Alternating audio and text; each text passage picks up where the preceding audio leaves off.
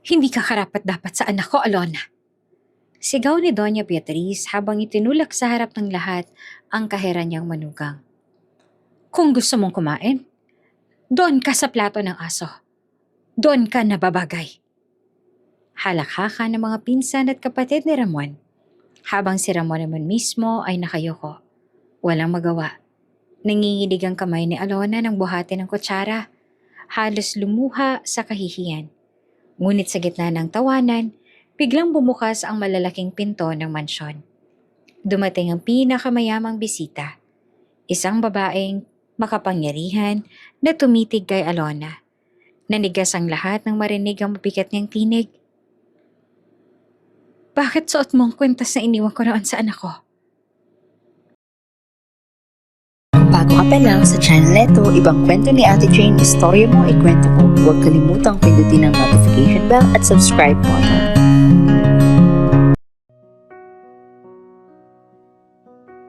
Sa isang tahimik na baryo sa probinsya, lumaki si Alona Ramirez. Ang dalagang kilala sa kanilang lugar bilang masipag at may mabuting kalooban. Bata pa lamang siya nang mawala ng mga magulang at lumaki sa bahay ampunan. Wala mang marangyang buhay, hindi iyon naging hadlang upang lumaki siyang may mabuting puso at puspos ng pangarap. Madalas siyang sabihin sa sarili, balang araw, may magmamahal din sa akin at ibabangon ako sa hirap na ito. At dumating na nga ang araw na iyon, nakilala niya si Ramon de la Vega, isang binatang may kaya, anak ng kilalang hasyendero sa Batangas. Sa unang pagkikita pa lang nila, ramdam ni Alona ang kabaitan ni Ramon. Hindi siya tulad ng ibang mayayamang lalaki na mapangmata.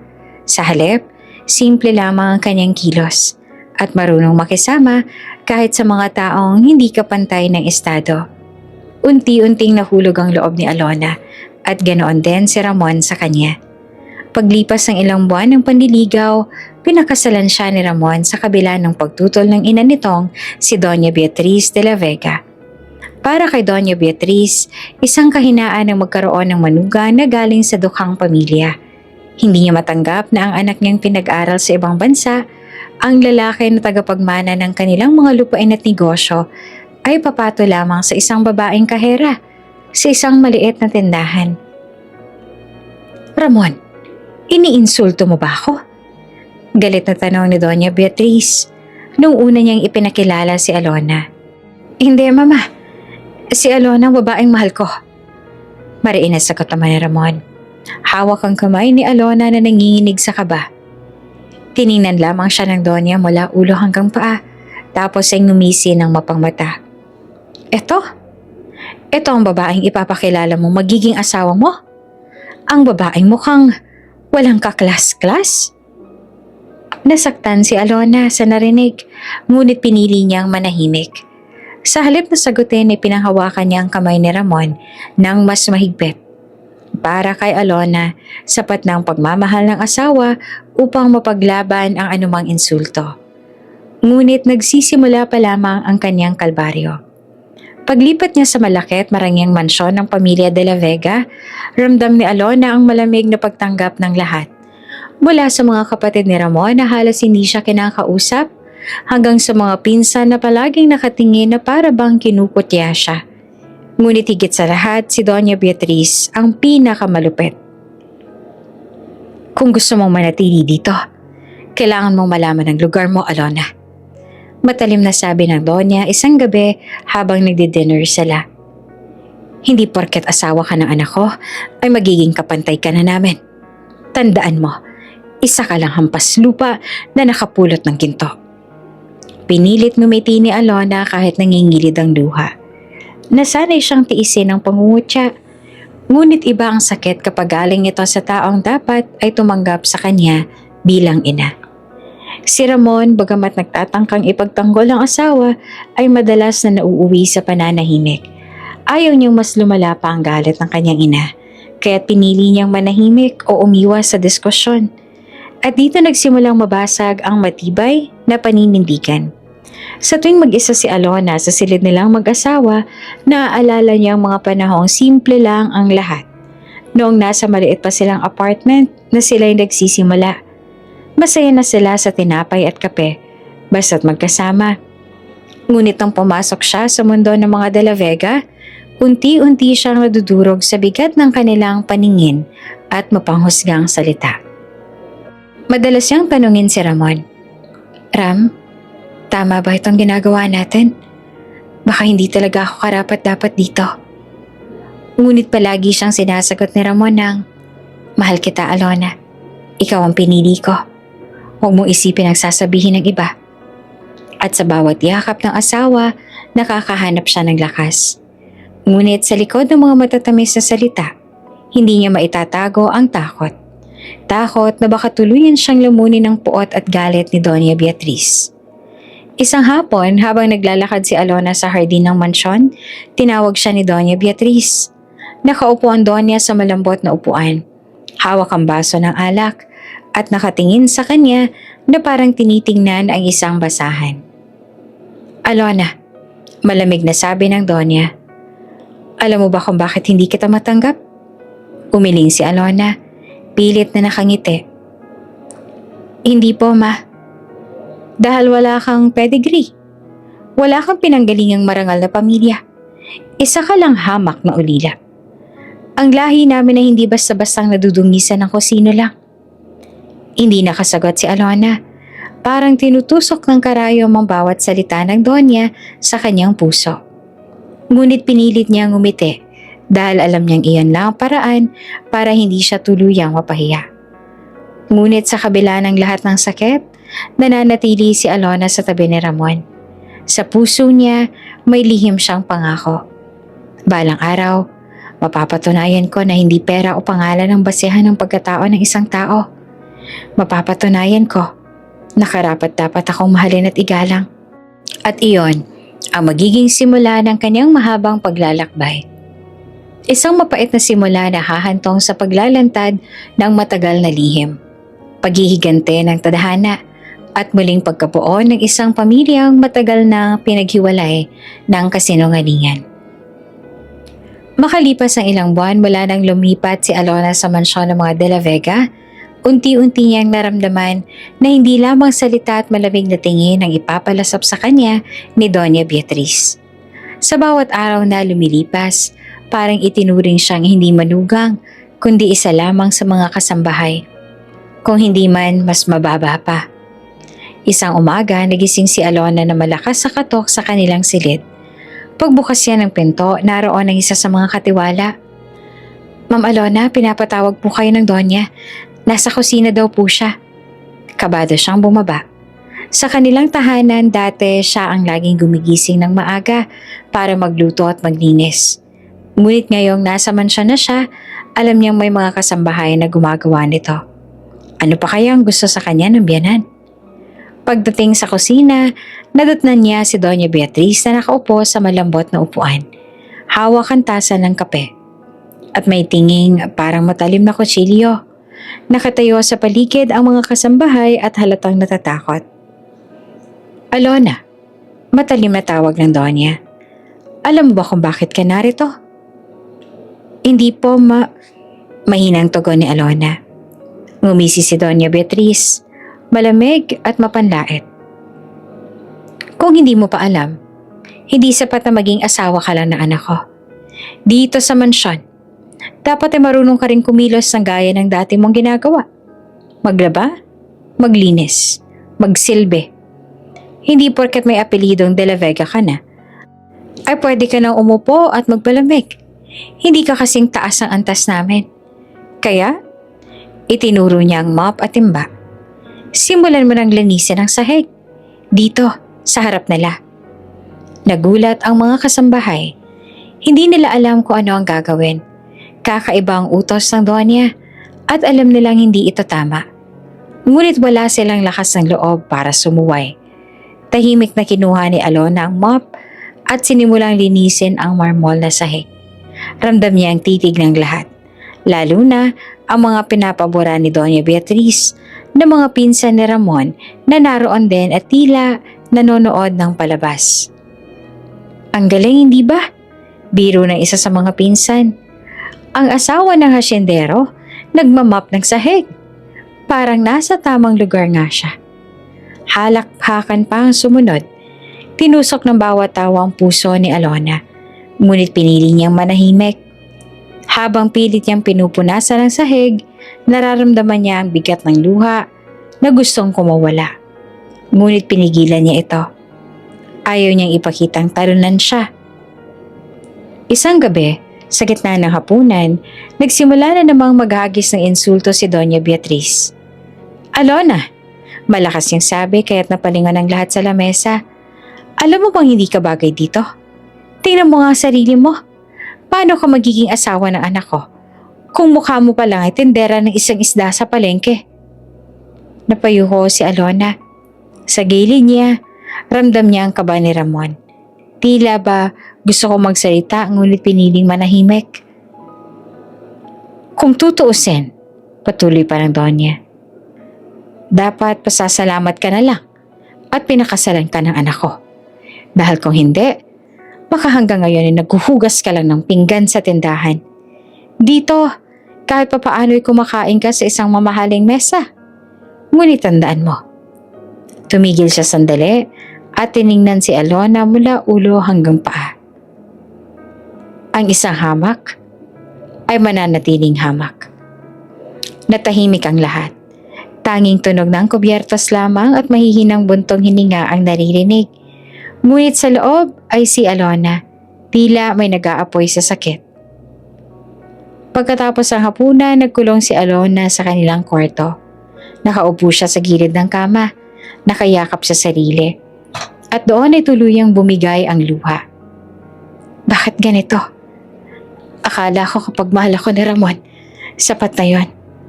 Pero bakit parang kulang? Bakit ako ang kailangang magdusa ng lahat ng to?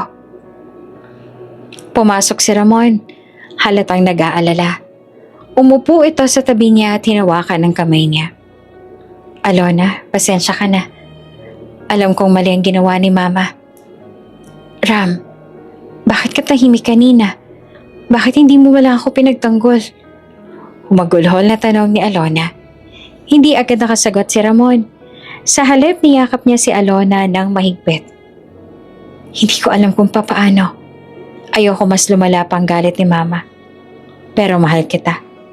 Hindi kita pababayaan." Ngunit sa puso ni Alona, nagsimulang umusbong ang tanong. Hanggang saan aabot ang pagmamahal ni Ramon kung sa bawat laban siya ay nananahimik? Kinabukasan, pinagawa na naman siya ng mga gawaing pangkatulong sa harap ng mga kasambahay. Pinapalinis siya ng Donya ng alikabok sa mga mamahaling antique vase. Pinapalinis ang malalawak na bintana at minsan pa ay pinupunas ng sahig kahit may mga kasambahay namang nakatalaga para rito. "Mas bagay ka talaga rito, Alona," matalim na sabi ni Doña Beatriz habang pinagmamasdan siya nagwawalis. "Huwag mong isipin na magiging kasing taas ka namin. Tandaan mo, isa kang kahihiyan sa apelyido namin." Nang marinig iyon, parang tuluyang nabasag ang damdamin ni Alona. Ngunit muli, pinili niyang magtiis sapagkat sa puso niya, mahal niya si Ramon. At iyon ang tanging dahilan kung bakit siya nananatili. At sa bawat araw na lumilipas, unti-unting lumalalim ang sugat sa kanyang puso. Sugat na darating ang araw ay siyang magiging daan ng kanyang pagbabago at paghihigante ng tadhana. Malalim na ang gabi, ngunit sa loob ng marangyang mansyon ng mga De La Vega ay abala ang lahat. Nakaayos ang hapagkainan, puno ng mga mamahaling putahe, lechon de leche, imported steak, seafood mula sa ibang bansa. Isang malaking salo-salo ang ipinatawag ni Doña Beatriz. Hindi lamang para sa pamilya, kundi para na rin sa mga kaibigan at kamag-anak na madalas bumisita. Sa dulo ng mesa, tahimik na nakaupo si Alona. Maayos ang suot nito, ngunit halatang naiilang. Hindi siya sanay sa ganitong klaseng piging. Sa kanilang baryo, simpleng adobo at sinigang ay sapat na para maging masayang lahat. Ngunit dito, bawat galaw ay sinusukat, bawat salita ay kinikilates. At higit sa lahat, ramdam niyang lahat ng matay nakatuon sa kanya. Hindi bilang bahagi ng pamilya, kundi bilang isang intruder. "Alona?" Malamig na tawag ni Doña Beatriz. habang dahan-dahang hinihigop ang kanyang soup. Kamusta naman ang buhay mayaman? Hindi ka ba nahihirapan umupo sa ganitong klaseng lamesa? Baka hindi ka sanay. Bahagyang natawa ang ilan sa mesa. Ang mga kapatid ni Ramon ay nagbulungan at ang mga pinsan ay nangitian. Ramdam ni Alona ang pamumula ng kanyang pisngi. Ngunit pinili niyang yumuko at ngumiti. Nasasanay na din po, ma. Basta't kasama si Ramon, ayos ang po sa akin. Nilingon siya ni Ramon, halatang naaawa. Ngunit gaya na ng dati, nanatiling tahimik. Habang nagpapatuloy ang kainan, biglang naglabas ang isa sa mga kasambahay ng mangkok na may lamang pagkain para sa alagang aso ni Doña Beatriz. Isang golden retriever na nakaupo malapit sa kusina. Napansin iyon ng Doña at ngumisi. Alona, biglang wika niya kaya't natigilan ng lahat. Kung talagang gusto mong manatili dito, dapat matuto kang tanggapin ang lugar mo. At ngayong gabi, tumigil siya ang sandali. Hawak ang tingin kay Alona na parang nanunukso. Kumain ka sa plato ng aso. Doon ka nababagay. Nagulat ang lahat. May kumurap-kurap at may napanganga. At ang ilan ay agad na nagtawanan. Mama, garalgal na sabi ni Ramon at pilit na sumisingit. Huwag naman po, tumahimik ka Ramon. Malakas na sigaw ni Doña. Kung mahal mo ang babaeng to, patunayan niyang kaya niyang magpakumbaba. O baka naman hindi niya kayang harapin ang katotohanan na isa siyang hamak. Parang binuhusan ng malamig na tubig si Alona. Nanlaki ang kanyang mga mata at tila hindi siya makapaniwala sa narinig.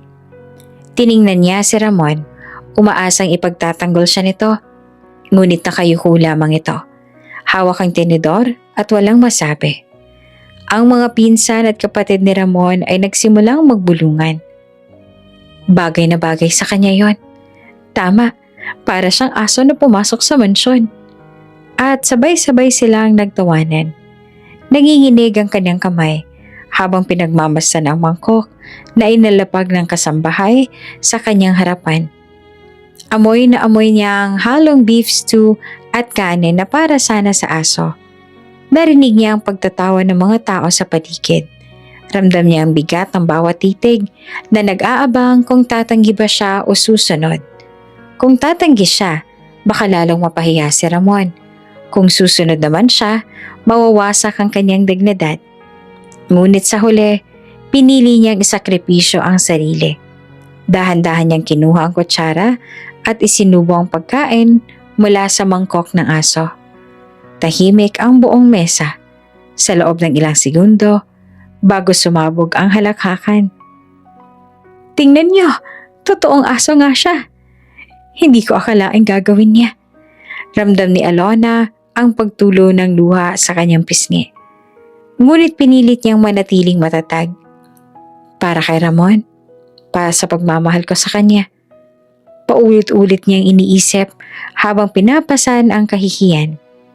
Sa kabilang dulo, halos madurog naman ang puso ni Ramon. Gusto niyang tumayo. Gusto niyang ipagtanggol si Alona. Ngunit nang makita niyang nakapako ang malamig na tingin ng kanyang ina sa kanya, nanlambot ang kanyang loob. Kapag kumontra ako, mawawalan ako ng lahat. Ang pamana, ang negosyo, ang respeto ng pamilya. Bulong niya sa sarili. Ngunit kasabay ng kanyang pananahimik, unti-unting nasira ang tiwala ni Alona. Tahimik ang buong hapag matapos ang nakakahiyang eksena. Nakatungo si Alona. Pilit nilulunok ang bawat subo mula sa mangkok na dapat ay para sa aso. Ang mga pinsan naman ni Ramon ay hindi mapigilan ng halakhakan at ang kanyang mga kapatid ay nagbubulungan. Halatang nag-e-enjoy sa kahihiyan niya. Bagay na bagay sa iyo yan, Alona. Ani ng isa sa mga pinsan sabay palakpak. Isang babaeng galing sa wala, kumakain sa plato ng hayop. Natawa ang ilan at si Doña Beatriz ay napangiti ng mapanghamak. Para bang nakahanap siya ng kasiyahan sa pagdurog ng dignidad ni Alona. Ngunit bago pa tuluyang bumagsak ang kanyang pagkatao, Biglang bumukas ang malakas ang malalaking pintuan ng mansyon. Boom! Nagulat ang lahat. Natahimik ang paligid at ang halakhakan ay agad na naputol. Lahat ng mata ay sabay-sabay na napalingon sa pintuan. Pumasok ang isang babae na may malarinang presensya, si Doña Isadora Vergara, ang pinakamayamang negosyante sa syudad.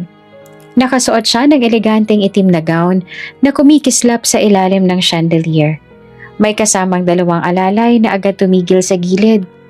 Ang kanyang bawat hakbang ay parang may kasamang bigat ng kapangyarihan. At ang kanyang tingin ay matalim na parang kayang punitin ang kaluluwa ng sinuman. Magandang gabi. Malamig ngunit malakas ang kanyang tinig. Dahilan upang maramdaman ng lahat ang kaba. Agad na tumayo si Doña Beatriz. Nagmamadaling ngumiti at sumalubong. Isadora, andito ka na pala. Pasensya ka na kung medyo magulo. May kaunting kasiyahan lang kaming pamilya. Ngumiti si Isadora, ngunit malamig. Kasiyahan ba ang tawag mo rito? Kasi mula rito sa pintuan, ang nakikita ko'y tila ibang klaseng palabas. Natigilan si Doña Beatriz. Pilit niyang tinakpan ang kaba sa pamamagitan ng mahinang tawa. Biro lang yon. Alam mo naman, minsan kailangan din ng tawanan. Ngunit hindi kumurap si Isadora. Mabagal ang kanyang mga hakbang papasok sa silid.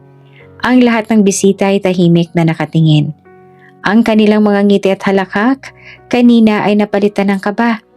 Dahil alam na lang, hindi basta-basta si Doña Isadora. Sa bawat pagtapak niya, ramdam nila ang kanyang maimpluwensya at ang kanyang yaman. At higit sa lahat, ang kanyang otoridad. At nang tumigil siya, diretso ang kanyang tingin kay Alona. Nakaharap sa kanya si Alona. Nakatungo, nanginginig ang kamay na hawak pa ang kutsara.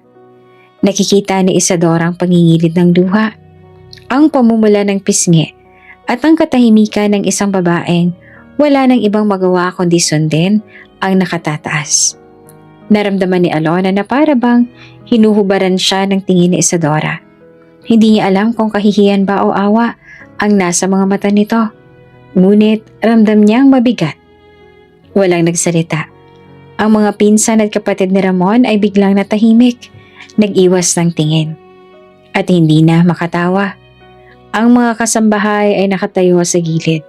Halatang gustong umatras. Kahit si Ramon ay hindi makakilos, nananatiling nakaupo, nakayuko, at tila kinakain ng sarili niyang kahihiyan.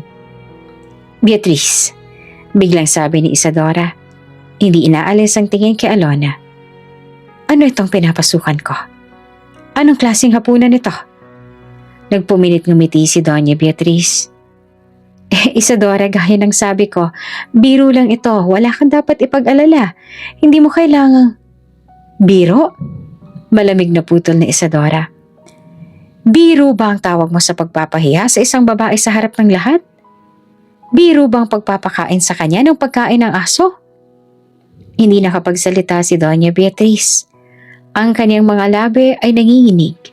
Pilit na naghanap ng sagot. Muling lumapit si Isadora kay Alona. Tahimik ang lahat. Walang ibang naririnig kundi ang tunog ng kanyang takong na tumama sa marble sa sahig. Si Alona naman ay halos hindi na makahinga. Hindi niya alam kung ano ang gagawin. Kung tatayo ba siya o mananatiling nakaupo. Ngunit nanatili siyang nakatungo. Pilit kinukuble ang kanyang hiya. Tumigil si Isadora. Ilang hakbang mula sa kanya, hindi siya nagsalita. Ngunit ang titing niya kay Alona ay matalim at mahaba. Para bang may hinahanap sa kanyang mukha. At doon nagsimulang kumabog ang dibdib ni Alona ng mas malakas. Bakit ganito siyang tumingin? Bakit parang may bigat ang bawat segundo ng pagtitig niya? Matapos ang ilang sandali, huminga ng malalim si Isadora at lumingon kay Doña Beatriz.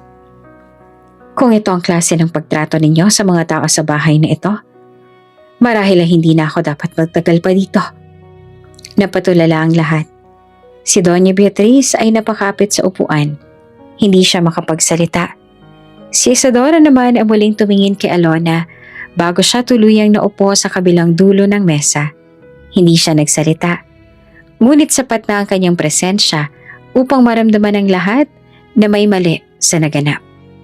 At sa gabing iyon, sa unang pagkakataon, naramdaman ni Alona na may isang tao sa loob ng mansyon na hindi tumawa. Hindi nang husga. Isang taong kahit hindi pa niya alam, ay may mahalagang papel sa kanyang buhay. Matapos ang tensyonadong pagdating ni Doña Isadora Vergara sa mansyon ng mga De la Vega, nanatili ang bigat sa hangin. Walang makapagsalita at lahat ng naroroon ay nagpigil ng galaw. Tila ba natatakot na may masabi o magawa pang ikakadagdag ng kahihiyan. Tahimik na naupo si Isadora sa dulo ng mesa, ngunit hindi niya maalis ang mga mata kay Alona.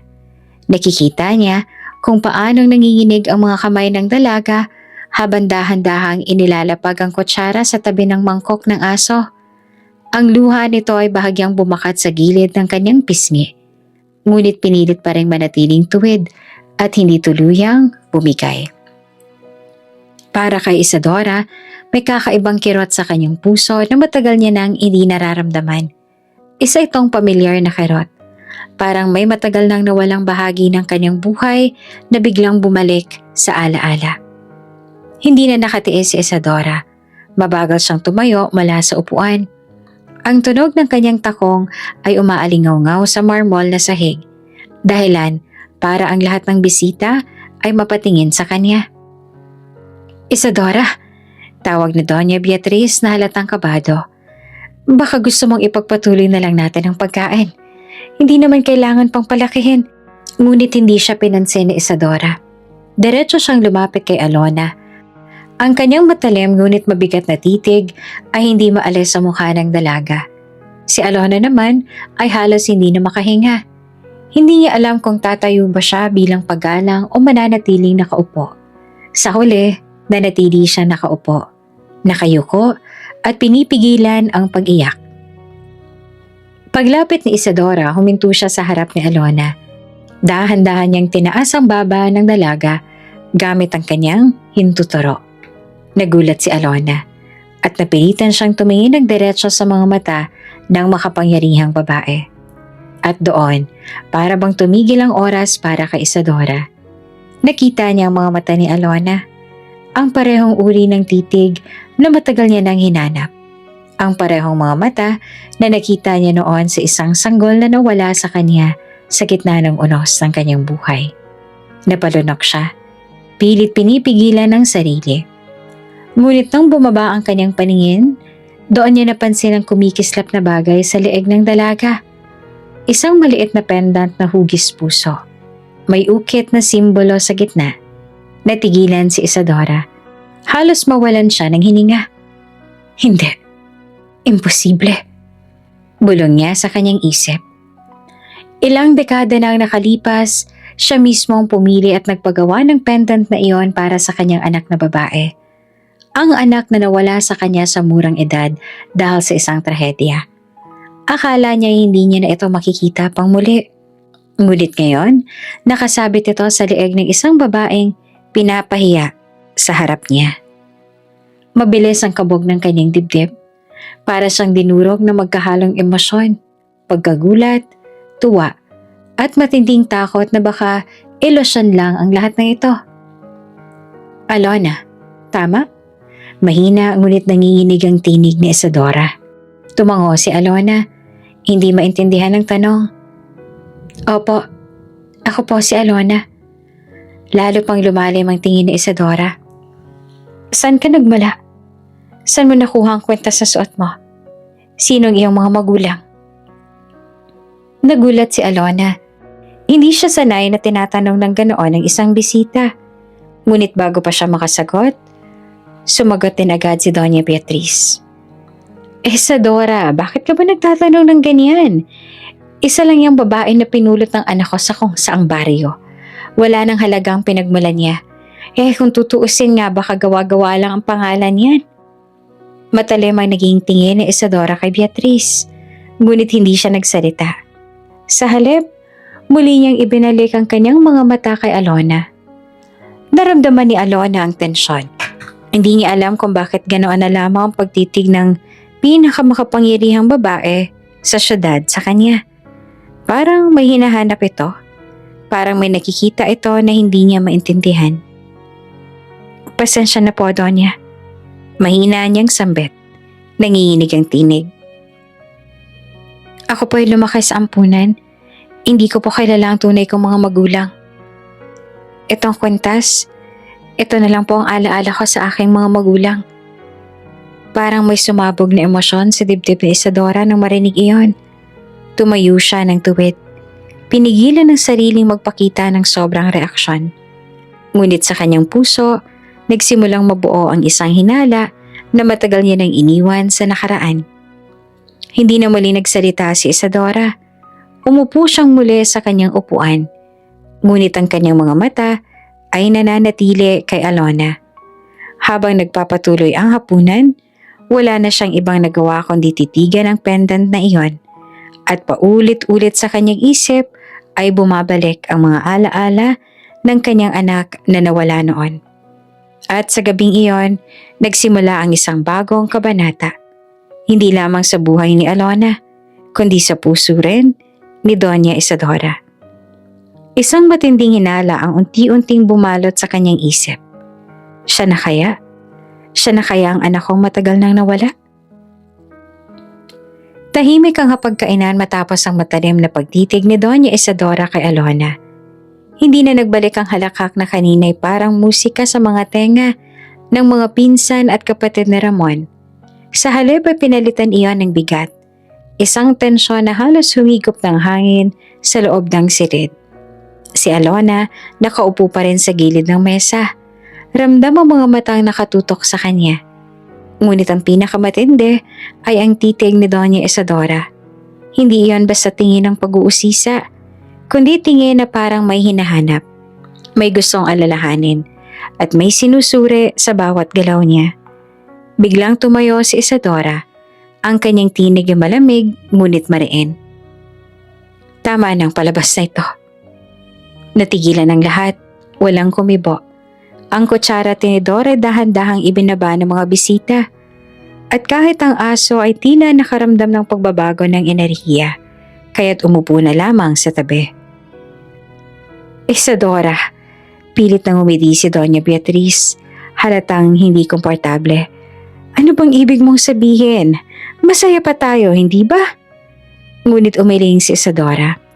Ang kanyang matalim na mata ay nakatutok pa rin kay Alona. Hindi ko matatawag na kasiyahan ng makita ang isang babae na ginagawang laruan ng kahihiyan. Ang ganitong uri ng gawain ay hindi karapat-dapat sa isang pamilyang kagalang-galang. Hindi naman nagustuhan ni Doña Beatriz ang sinabi ni Isadora. Tumayo rin siya mula sa kanyang upuan. Iniangat ang baba at nagpakawala ng mapanghamak na tawa. Isadora, huwag mong pakialaman ang paraan ko ng pamamahala sa aking pamilya. Ito si Alona, isang babaeng hindi karapat-dapat sa anak ko. Kung hindi ko siya didisiplinahin, baka isipin niya na pareho kami ng antas. At hindi ko hahayaang dungisan ng pangalan ng mga De La Vega. Sumang-ayon ng ilan sa mga kamag-anak, marahang tumango. Ngunit walang naglakas ng loob magsalita. Sa ilalim ng mesa, ramdam ni Alona ang paglamig ng kanyang mga kamay. Si Isadora ay nanatiling nakatayo at hindi natinag. Kung disiplina ang tawag mo sa kahihiyan, kung respeto ang isinusukat mo sa pamamagitan ng pag-apak sa dangal ng iba, kung ganon, isa itong katawa-tawang anyo ng pamumuno. Habang nagbabangayan sina Beatriz at Isadora, si Alona naman ay pilit na pinipigil ang luha. Hindi niya alam kung bakit ganoon na lang pakiramdam niya kay Isadora. Para bang ang bawat salita nito ay may bigat na nagbibigay sa kanya ng kakaibang lakas. Nagtagpo ang kanilang mga mata. Hindi agad nagsalita si Isadora, ngunit sa loob ng kanyang dibdib ay kumakabog ang puso. Bakit parang siya? Bakit gano'n na lang ang pakiramdam ko sa kanya? Isang alaala ang biglang sumagi sa isip niya. Ang isang sanggol na kanyang niyakap noon. Ang mga matang puno ng inosenteng titig. Mga matang parang kay Alona. Alona. Mahina ngunit malinaw na sambit ni Isadora. Para bang sinubukan niya ang pangalan. Sinusuri ang bigat nito sa kanyang dila. Nagulat si Alona. Opo, Donya. Hindi sumagot si Isadora. Sa halip, huminga siya ng malalim at muling naupo. Ngunit kahit wala siyang sinabi, alam niyang may kakaibang koneksyon sa pagitan nila. Ngunit hindi pa tapos si Doña Beatriz. Ayaw niyang magmukhang talo sa harap ng lahat, lalo na sa harap ni Isadora. Alona, malakas niyang tawag. Maghugas ka na ng mga plato pagkatapos kumain. Kung hindi mo kayang gawin yon, mas mabuti pang umalis ka na sa bahay na to. Isa ka ngang manugang, pero isa kang pagkakamali sa buhay ng anak ko. Napayuko si Alona, halos namilipit sa kahihiyan. Ramdam niyang lahat ng tao sa silid ay muling nakatingin sa kanya. Hinihintay ang kanyang tugon. Ngunit bago pa siya makakilos, muling nagsalita si Isadora. Hindi mo dapat pinagagawa ng gano'n ng isang taong nilagay mo sa kahihiyan. Kung gusto mong linisin ang iyong pangalan, Beatriz, linisin mo muna ang sarili mong budhi. Nagpatuloy ang gabi na puno ng tensyon. Sa bawat sandali, ramdam ni Alona na hindi nawawala ang tingin ni Isadora sa kanya. May halong awa, may halong paghahanap. At sa puso ni Isadora, lalong lumalakas ang tibok ng damdamin na hindi niya maipaliwanag. Posible kaya? Maaari bang siya nga? Ngunit papaano? At bakit nandito siya? Sa piling ng isang pamilyang ito. Hindi niya alam kung saan hahantong ang lahat. Ngunit isang bagay lang ang tiyak. Hindi niya hahayaang matapos ang gabing iyon nang hindi sinusubukang hanapin ang katotohanan. Matapos ang mabigat na sagutan ni na Doña Isadora Vergara at Doña Beatriz de la Vega, na natiling tikom ang bibig ng lahat ng nasa hapag. Ang dating masiglang salo-salo ay tila naging isang madilim na paglilitis. At ang nakaupong akusado ay si Alona. Tahimik lang siya nakaupo sa kanyang upuan. Hawak ang panyo at pinipigil ang pagluha. Ramdam niya ang sakit sa dibdib. Ngunit higit pa roon, ramdam niyang unti-unting bumibitaw ang tiwala niya sa kanyang asawa. Dahil sa kabila ng lahat ng kahihiyan, nananatiling tahimik si Ramon. Nakahawak si Ramon sa kanyang tinidor, pilit ikinukubli ang panginginig ng kanyang kamay. Sa loob-loob niya, gusto niyang sumigaw. Gusto niyang ipagtanggol si Alona. Ngunit sa tuwing napapatingin siya sa kanyang ina, nakikita niya ang malamig na titig na puno ng babala. Mahal ko si Alona. Pero paano kung itakwil ako ni Mama? Paano kung mawalan ako ng lahat ng negosyo, ang pangalan, ang respeto? Bulong niya sa kanyang sarili. Habang nananatili siyang tahimik, lalo lamang naramdaman ni Alona ang pag-iisa. Para bang kahit may asawa siya sa tabi, mag-isa pa rin siyang lumalaban. Ngunit hindi niya na kayang magpigil. Nang muling nagsalita si Doña Beatriz, diretso kay Alona. Simula bukas, sa kusina ka kakain. Hindi ka pwedeng makisalo sa mesa ng mga De La Vega. Doon na bumigat ang loob ni Ramon. Mama! Malakas niyang tawag, dahilan upang mapatingin ang lahat. Napatigil naman si Doña Beatriz, pati si Alona ay nagulat. Sa unang pagkakataon, narinig niya ang asawang sumigaw para sa kanya. Mama, sobra na po yan. Hindi karapat-dapat si Alona na tratuhin ng ganyan. Asawa ko siya. Dapat bigyan siya ng respeto. Nagkatinginan ng mga bisita. May ilan pa na napabulong. May ilan na bahagyang napangiti. Tila natutuwa na kahit papaano'y pinagtanggol na siya ni Ramon. Nagdiwanag ang mga mata ni Alona, ngunit kasabay ng munting pag-asa ay ang kaba. Dahil alam niyang hindi basta-basta ang kanyang biyanan. Dahan-dahan tumayo si Doña Beatriz. Ang kanyang mga mata ay nagliliyab at ang kanyang tinig ay malamig, ngunit puno ng puwersa. Ramon de la Vega. Nanlamig ang katawan ng lahat. Sa tuwing tatawagin siya ng kanyang ina sa buong pangalan, alam niyang may kaparusahan itong kasunod. Ano karapatan mong sagutin ako sa harap ng lahat ng ito? Malakas na wika na Beatrice. Ako nagduwal sa'yo. Ako nagpatakbo ng pamilyang to. Ako nagpanatili ng pangalan natin. At ikaw? Itinuro niya si Alona. Pipiliin mong ipagtanggol ang babaeng ito laban sa iyong ina? Mama, asawa ko siya. Mahinahon ngunit matatag na sagot ni Ramon. Kahit ano pa man ang nakaraan niya, kahit saan pa siya galing, karapatan niyang igalang. Isang malakas na tawa ang pinakawala na Beatrice, puno ng pang-iinsulto. Igalang? Asawa mo siya dahil pinilit ka ng damdamin mong bulag. Pero anak, tandaan mo ito. Ang pagmamahal ay pwedeng kumupas. Pero ang pangalan ng pamilya, hindi kailanman dapat dungisan. Habang nagbabangayan ng mag-ina, lalo namang bumigat ang loob ni Alona. Masaya siyang narinig na ipinagtanggol na siya ni Ramon. Ngunit mabilis din iyong napawi nang makita niyang pinatahimik ito ng kanyang ina. Para bang bawat salitang lumalabas sa bibig ni Ramon ay walang saysay sa harap ng kapangyarihan ni Beatrice. At sa huli, tumigil si Ramon. Napayuko siyang muli. Hindi na nagpatuloy sa pagtutol. Muli siyang binalot ng takot at muling nanahimik. Naramdaman ni Alona ang kirot sa kanyang dibdib. Mahal niya nga ba talaga ako? Kung mahal niya ako, bakit hindi niya kayang panindigan? Tahimik lang na nagmamasid si Doña Isadora. Hindi siya sumingit. Ngunit ang kanyang mga mata ay puno ng awa kay Alona. Ramdam niyang may sugat na lalong lumalalim sa puso ng dalaga sa bawat segundo ng pananahimik ng asawa nito. At sa kanyang dibdib, lalo pang tumitibay ang hinala at ang determinasyong alamin ang katotohanan. Bago matapos ang gabi, muling nagsalita si Doña Beatrice. Hinarap ang lahat ng bisita. Pasensya na kayo sa ingay ngayong gabi ha.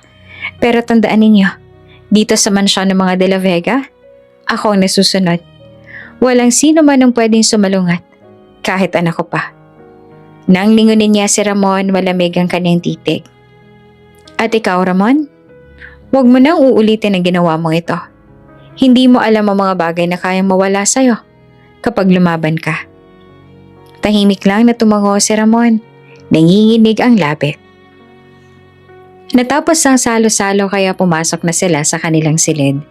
Hindi makatingin si Alona sa asawa. Umupo siya sa gilid ng kama. Hawak ang pendant sa kanyang leeg at doon ay tuluyan ng pumatak ang kanyang mga luha. Si Ramon naman nakatayo sa gilid pilit lumalapit.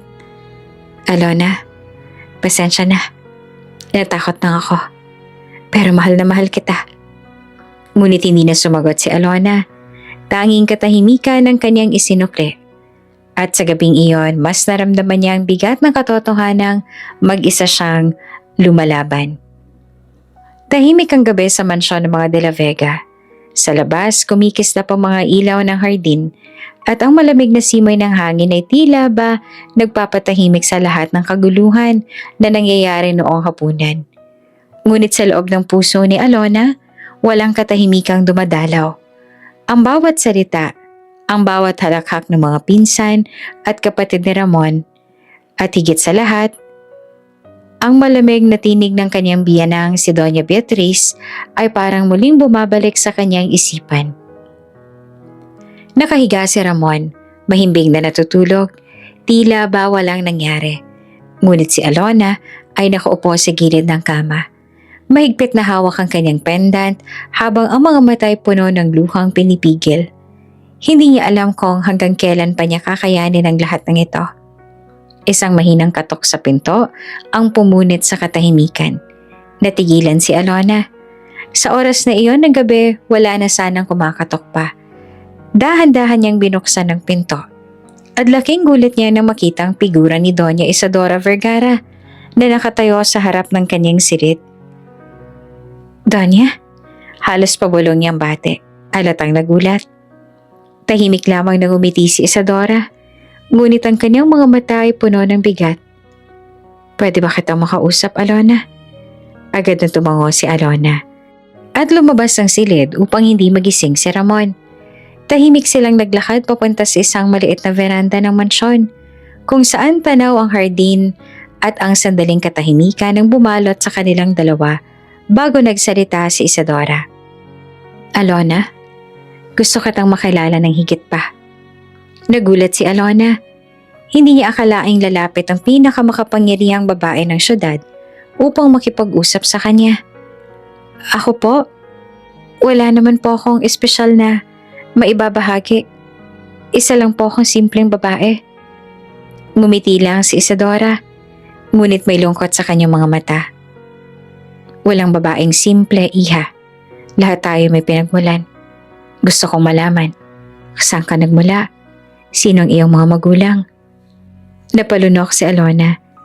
Hindi niya sanay na pag-usapan ng kanyang nakaraan, lalo na't puno ito ng sakit.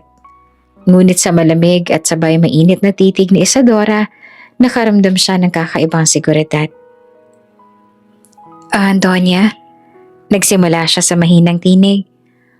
Wala po akong kilalang tunay na magulang.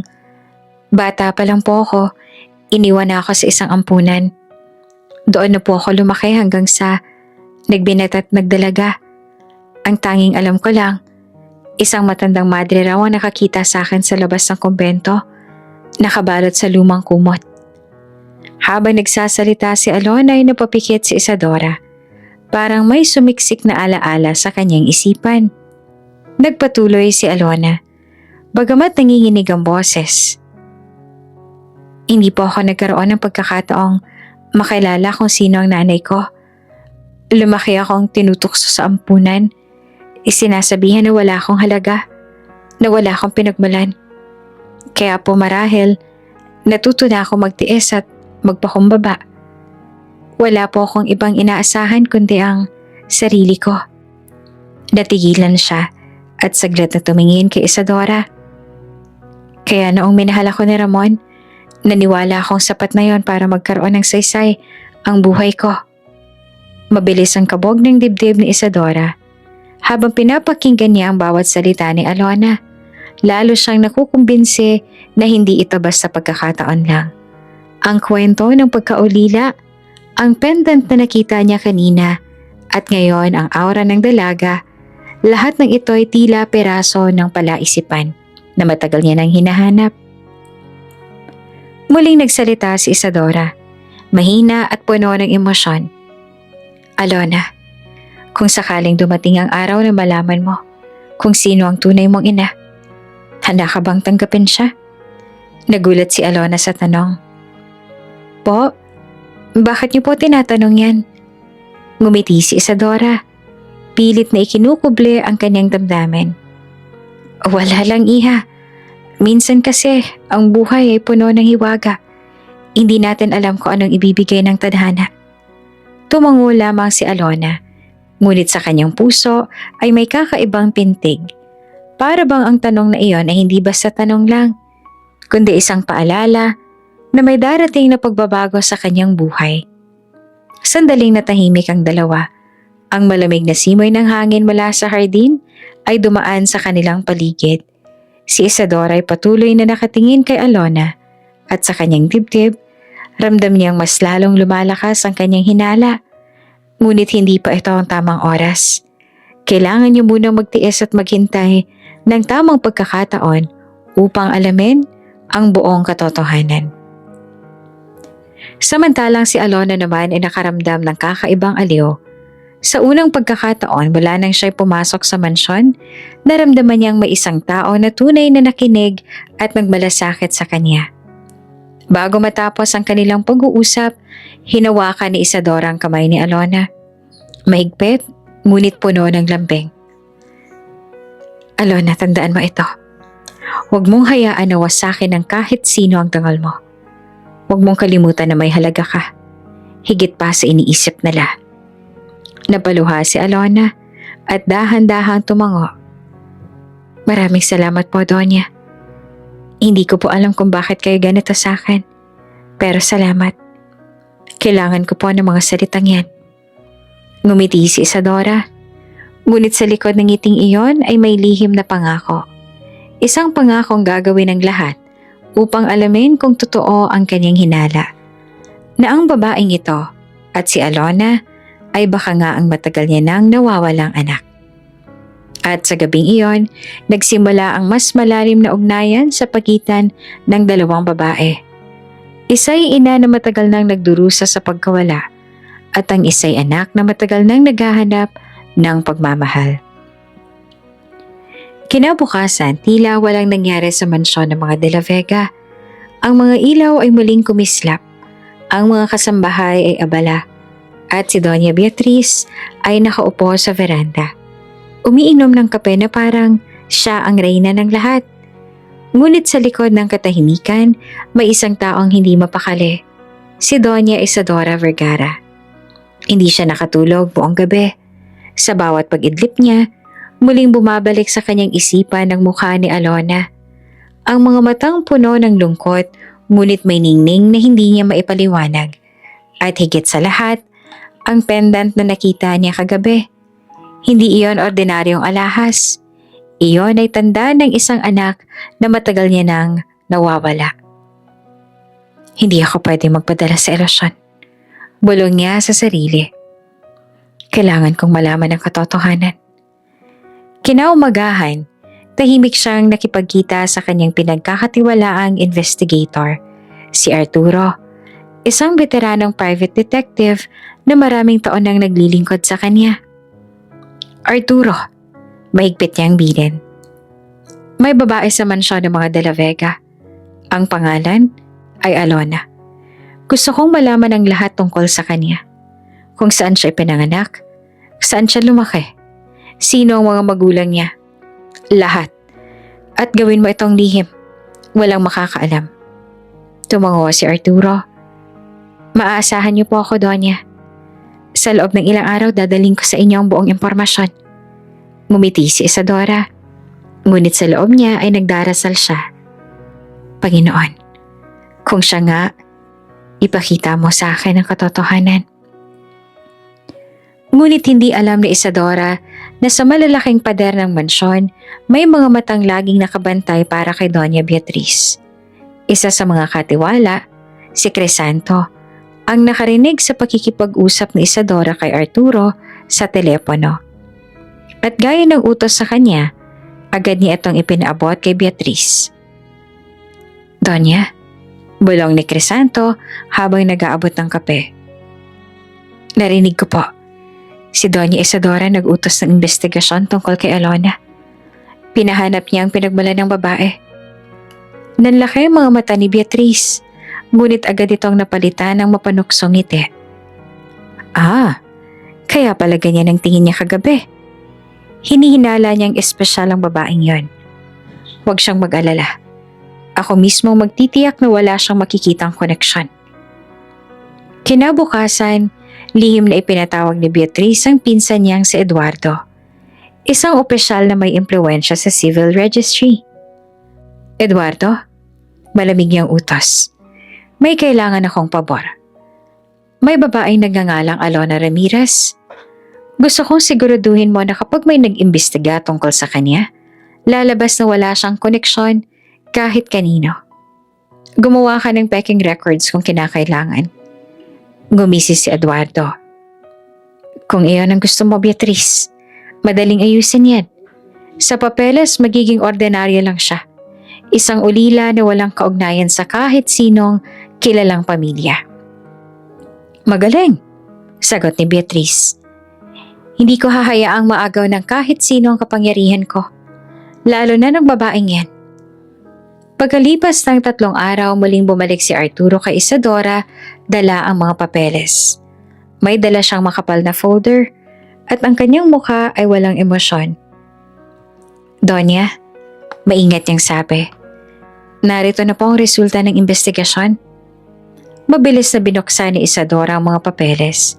Isa-isang binasa ang mga dokumento, birth certificate, baptismal record, lumang tala mula sa ampunan. Lahat ng iyon ay nagsasabing si Alona ay isang ulilang bata na iniwan sa kumbento at walang anumang bakas kung sino ang tunay na mga magulang. Ngunit higit na masakit ay nakasulat sa dulo. No possible relation to Doña Isadora Vergara. Nanlaki ang mga mata ni Isadora. Hindi. Imposible. Umupo siya sa upuan. Nanginginig ang kamay habang hawak ang mga papel. Ang dibdib niya ay parang pinupunit. Sa loob ng maraming taon, umaasa siyang muling makikita ang kanyang anak. At ngayon may nakilala siyang si Alona na tila nagbibigay ng liwanag. Bigla na lang itong pinatay ng malamig na tinta sa dokumento. Donya, mahinahon na sabi ni Arturo. Hindi po natin mapipilit ang katotohanan. Pasensya na po. Tumango si Isadora. Pilit ikinukuble ang sakit. Salamat Arturo. Maaari ka nang umalis. Pagkaalis nito ay bumuhos ang kanyang luha. Ngunit kahit papaano sa kanyang puso, may boses na nagsasabing hindi pa ito ang huling sagot. Bakit ganun ang kutob ko? Bakit parang siya talaga? Hindi pwedeng pagkakamali lang ito. Samantala sa kabilang bahagi naman ng mansyon, tahimik na ngumisi si Doña Beatriz habang pinagmamasdan si Alona na naglilinis ng baso sa kusina. Magpakasaya ka, Alona. Bulong niya sa sarili. Dahil kahit anong gawin ni Isadora, hindi kanya kailanman makikilala. Ikaw ay mananatiling isang ulilang walang halaga. At sa oras na mawalan ka ng saysay kay Ramon, mawawala ka rin sa mundong to. Ang kanyang halakhak ay mahaba ngunit puno ng kasamaan at ang kanyang mga mata naman ay kumikislap sa kasinungalingan na siya mismo ang lumikha. Ngunit sa kabila ng lahat, hindi pa rin matahimik si Isadora. Kahit hawak niya ang mga dokumentong nagsasabing wala silang kaugnayan, ang kanyang puso ay hindi naniniwala.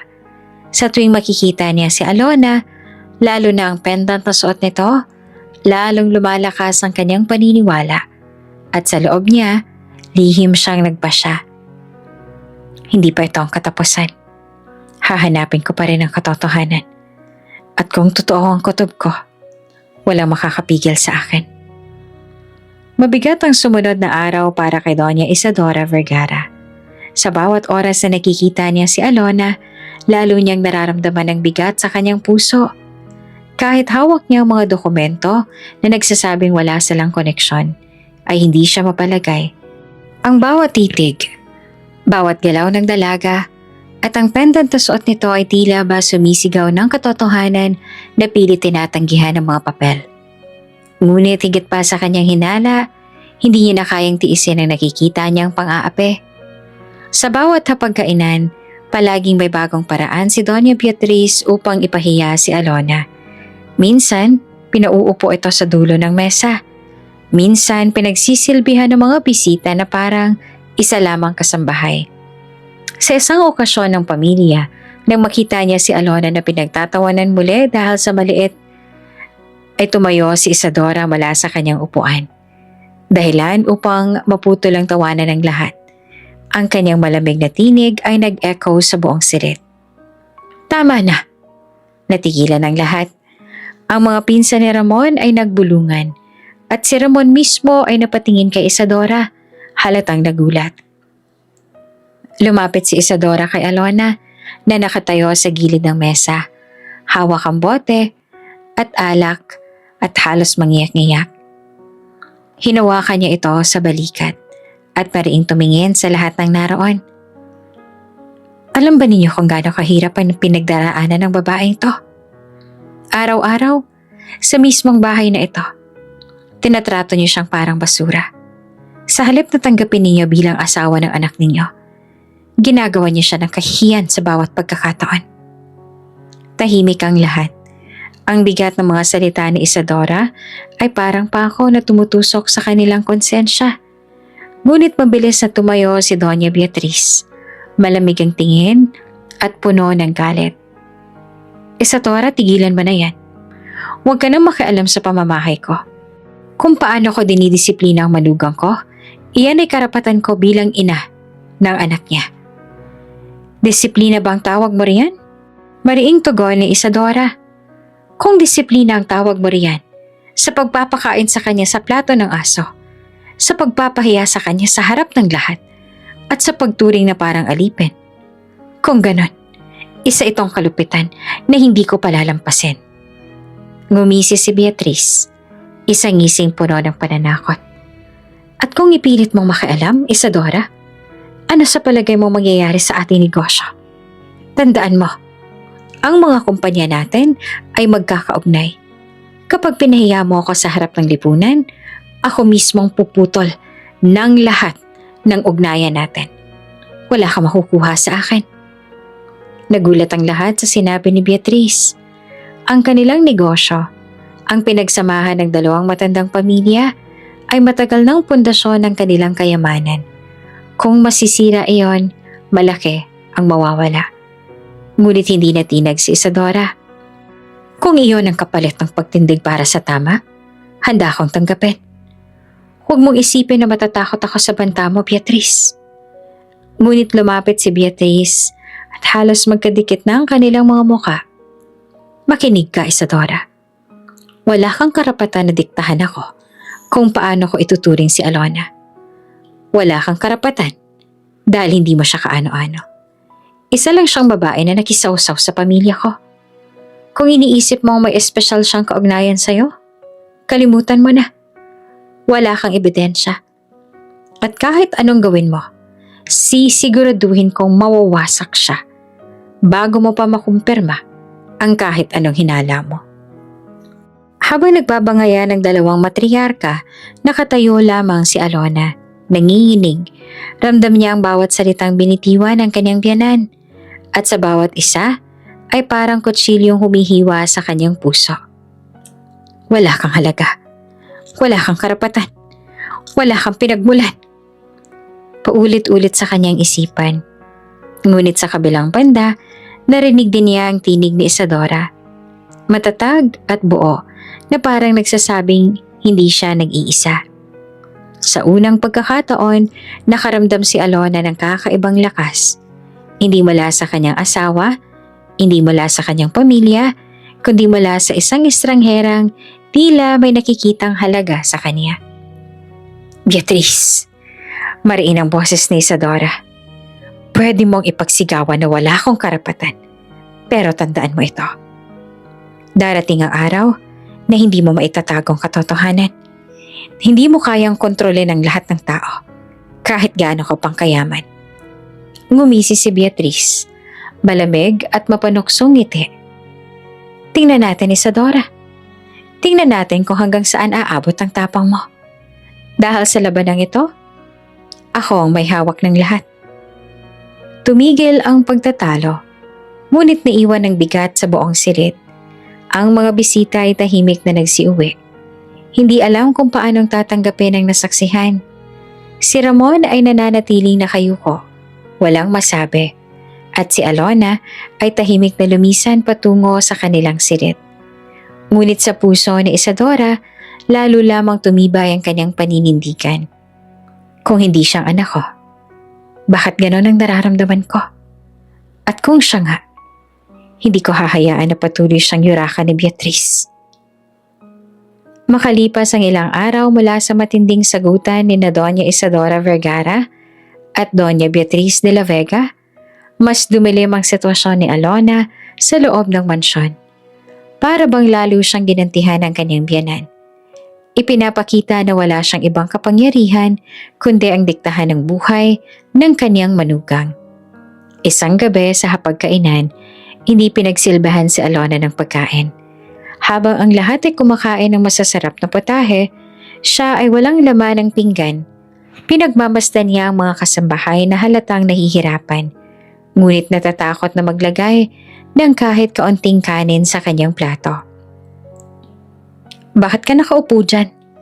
Malamig na tanong ni Beatrice. Kung hindi ka kikilos, wala kang makakain. Dito, Alona, hindi ka prinsesa. Isa kang pasanin. Pinilit ni Alona na ngumiti. Kahit ramdam niyang nanlalamig na ang kanyang sikmura, tumingin siya kay Ramon, umaasang magsasalita ito. Ngunit gaya ng dati, nanatili itong tahimik. Nakayuko at tila walang lakas ng loob na kumontra. Kaya ko to. Bulong niya sa sarili. Hindi ako pwedeng sumuko. Kinabukasan, habang naglilinis siya ng silid, biglang pumasok si Beatrice kasama ang dalawang katiwala. May hawak itong isang susi at malamig ang titig. Simula ngayon, anito, dito ka natitira. Ipinakita niya ang isang maliit na silid na pinakalikod ng mansyon. Isang kwarto na dating imbakan ng mga gamit. Makitid, madilim, at amoy lumang kahoy ang paligid. May isang maliit na bintana lang na halos hindi mapasukan ng hangin. Mama, halos lumuhod si Alona. Maawa po kayo, hindi ko po kaya rito.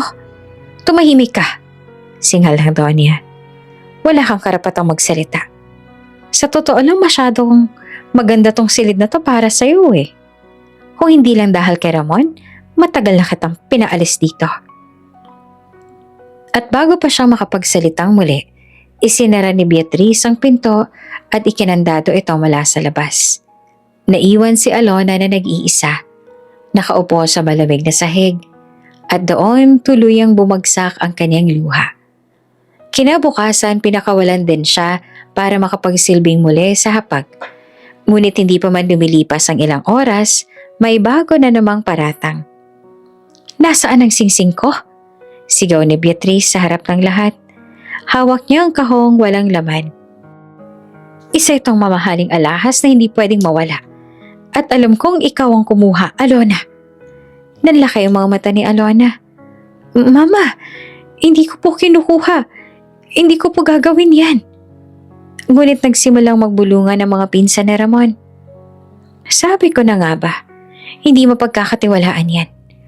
Una, walang breeding. Ngayon, magnanakaw pa. Hindi po totoo yan. Halos sumisigaw na si Alona. Nanginginig ang boses, ngunit walang nakinig. Si Ramon tahimik lang na nakaupo. Halatang naguguluhan. Tumayo siya. Halatang nag-iipon ng lakas ng loob. Mama, baka naman may ibang kumuha. Ramon, singal lang Donya at mariin ang tinig na puno ng otoridad. Huwag mong ipagtatanggol ang babaeng to. Ang bawat pagkakamali niya ay kahihiyan para sa ating pamilya. Kung ipipilit mo pa, mas mabuting lumabas ka na rin sa bahay kong ito. Natahimik si Ramon, muling bumagsak ang kanyang balikat. At naupo siya nang walang imik. Sa mga sumunod na araw, lalong naging mabigat ang buhay ni Alona. Hindi siya pinansin ng mga kasambahay dahil natakot silang madamay. Kapag nagkamali siya kahit kaunti, malakas na sigaw at pangiinsulto ang kapalit. Sa bawat hapagkainan, ramdam niyang wala siyang puwang sa pamilya. Isang gabi, habang nakaupo siya sa loob ng madilim at maliit na kwarto, hawak-hawak ang pendant na iniwan sa kanya mula pagkabata, hindi niya na napigilan ang pag-iyak. Bakit, Panginoon? Bulong niya. Bakit ako? Ano bang kasalanan ko para danasin lahat ng to? Mahal ko lang naman si Ramon. Gusto ko lang naman na magkaroon ng pamilya. Ngunit kahit na ganoon, sa kaibuturan ng kanyang puso, may mumunting lakas na nagbubulong. Magtiis ka. May darating na araw na lalabas din ang katotohanan. Samantala, si Ramon ay hindi matahimik. Gusto niyang ipaglaban ang asawa. Ngunit sa tuwing makikita niya ang malamig na titig ng kanyang ina, nawawalan siya ng tapang. Para siyang batang takot na takot sa parusa. Kahit alam niyang ang kanyang katahimikan, ay unti-unting pumapatay kay Alona. Isang gabi habang pinagmamasan niya natutulog si Alona sa maliit na kama sa kanilang kwarto, hindi niya maiwasang mapaiyak. Patawarin mo ako, mahal. Duwag ako. Pero sana balang araw, makahanap ako ng lakas para ipaglaban ka. Madilim ang paligid ng gabing iyon. Ang buong mansyon ng mga De La Vega ay tahimik na. Maliban sa mga ilaw ng hardin at mga bantay na nagroronda, si Alona ay nakaupo sa maliit na hardin sa likod, hawak ang kanyang pendant at nakatingin sa buwan. Matapos ang sunod-sunod na araw ng pagpapahiya, gutom at pagkakakulong, Tila ba wala na siyang lakas para ipagpatuloy pa ang laban. Kung hindi dahil kay Ramon, bulong niya, baka matagal ko nang iniwan ang bahay na to. Ngunit kahit si Ramon, tila ba unti-unti nang nawawala ang lakas ng loob na ipagtanggol siya. Isang itim na kotse ang dahan-dahang pumasok sa gilid ng bakuran. Bumukas ang bintana at mula rito ay lumabas ang malamig ngunit mariing tinig. Alona, nagulat si Alona at napalingon. Si Doña Isadora Vergara iyon. Naka-dark shades pa ito kahit gabi. Nakasuot ng eleganteng coat at halatang hindi basta nagpunta para makipag-usap lang. Sumama ka sa akin. Huwag kang matakot. Hindi ko hahayaang masaktan ka pa. Nagdalawang isip pa si Alona. Doña, baka magalit pa si Mama. Hindi niya kailanman malalaman kung hindi ka magsasalita. Huwag mo nang sayangin ang oras mo dito. Pumunta ka na sa akin. Ligtas ka sa bahay ko. Sa unang pagkakataon, naglakas loob si Alona. Tumakbo siya papunta sa sasakyan at mabilis niyang isinakay si Isadora. Isinara agad ang pintuan at pinaandar ang kotse palayo sa mansyon. Habang bumabaybay sila sa kalsadang madilim, hindi naman mapigilan ni Alona ang umiyak. Doña, bakit niyo po ginawa to para sa akin? Tinitigan siya ni Isadora, malalim at puno ng bigat. Dahil hindi ko kayang tiisin araw-araw na nakikita kitang minamaliit. At higit pa riyan, dahil pakiramdam ko, hindi aksidente ang lahat ng ito. Tingin ko ay may kaugnayan tayo, Alona. At gusto kong malaman ang buong katotohanan. Pagsapit nila sa malaking mansyon ni Isadora, sinalubong sila ng mga kasambahay. Agad silang inutusan ng Donya na bigyan si Alona ng mainit na pagkain at malinis na kwarto.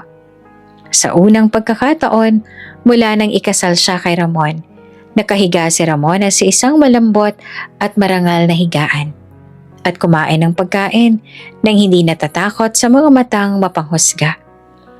Habang kumakain siya, hindi niya mapigilang maluha. Donya, sobra pong utang na loob ko sa inyo. Ngumiti si Isadora, ngunit sa kanyang loob, alam niyang hindi lang awang nagtutulak sa kanya.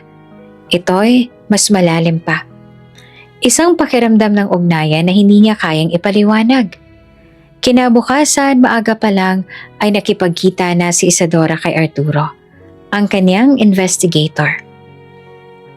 Arturo, hindi ako kontento sa mga dokumentong nakuha mo. Masyadong malinis, masyadong perpekto. Gusto kong ulitin ang lahat ng pagsisiyasat. Pero sa pagkakataong ito, tahimik mong gawin at walang kahit sino makakaalam. At higit sa lahat, tumigil siya saka nagpakawala ng malalim na hinga. Gusto ko magkaroon ng DNA test. Ngayon din. Nanlaki ang mga mata ni Arturo. Donya, ibig sabihin po ba? Dalhin mo ang sample ni Alona. Ako na mismo ang magbibigay ng sample ko. Hindi ako titigil hanggat hindi ko nalalaman ang katotohanan. Lumipas ang ilang araw na puno ng kaba at paghihintay.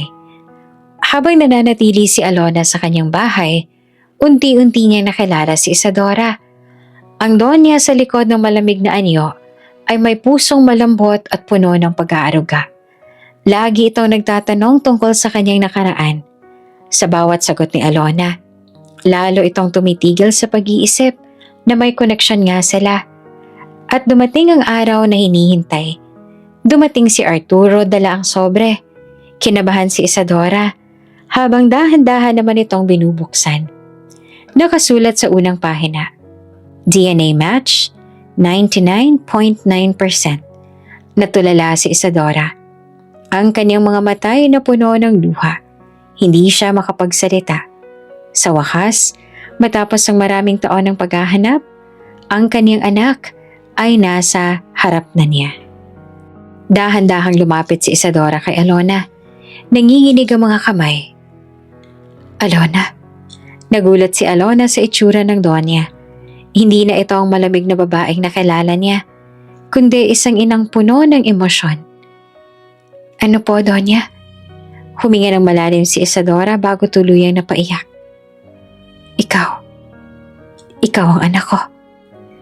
Ikaw ang matagal ko nang hinahanap. Hindi na ako magdududa. Totoo ito. Napatulala naman si Alona. Hindi siya makapaniwala. Ako po? Anak ninyo? Tumango si Isadora at mahigpit siyang niyakap.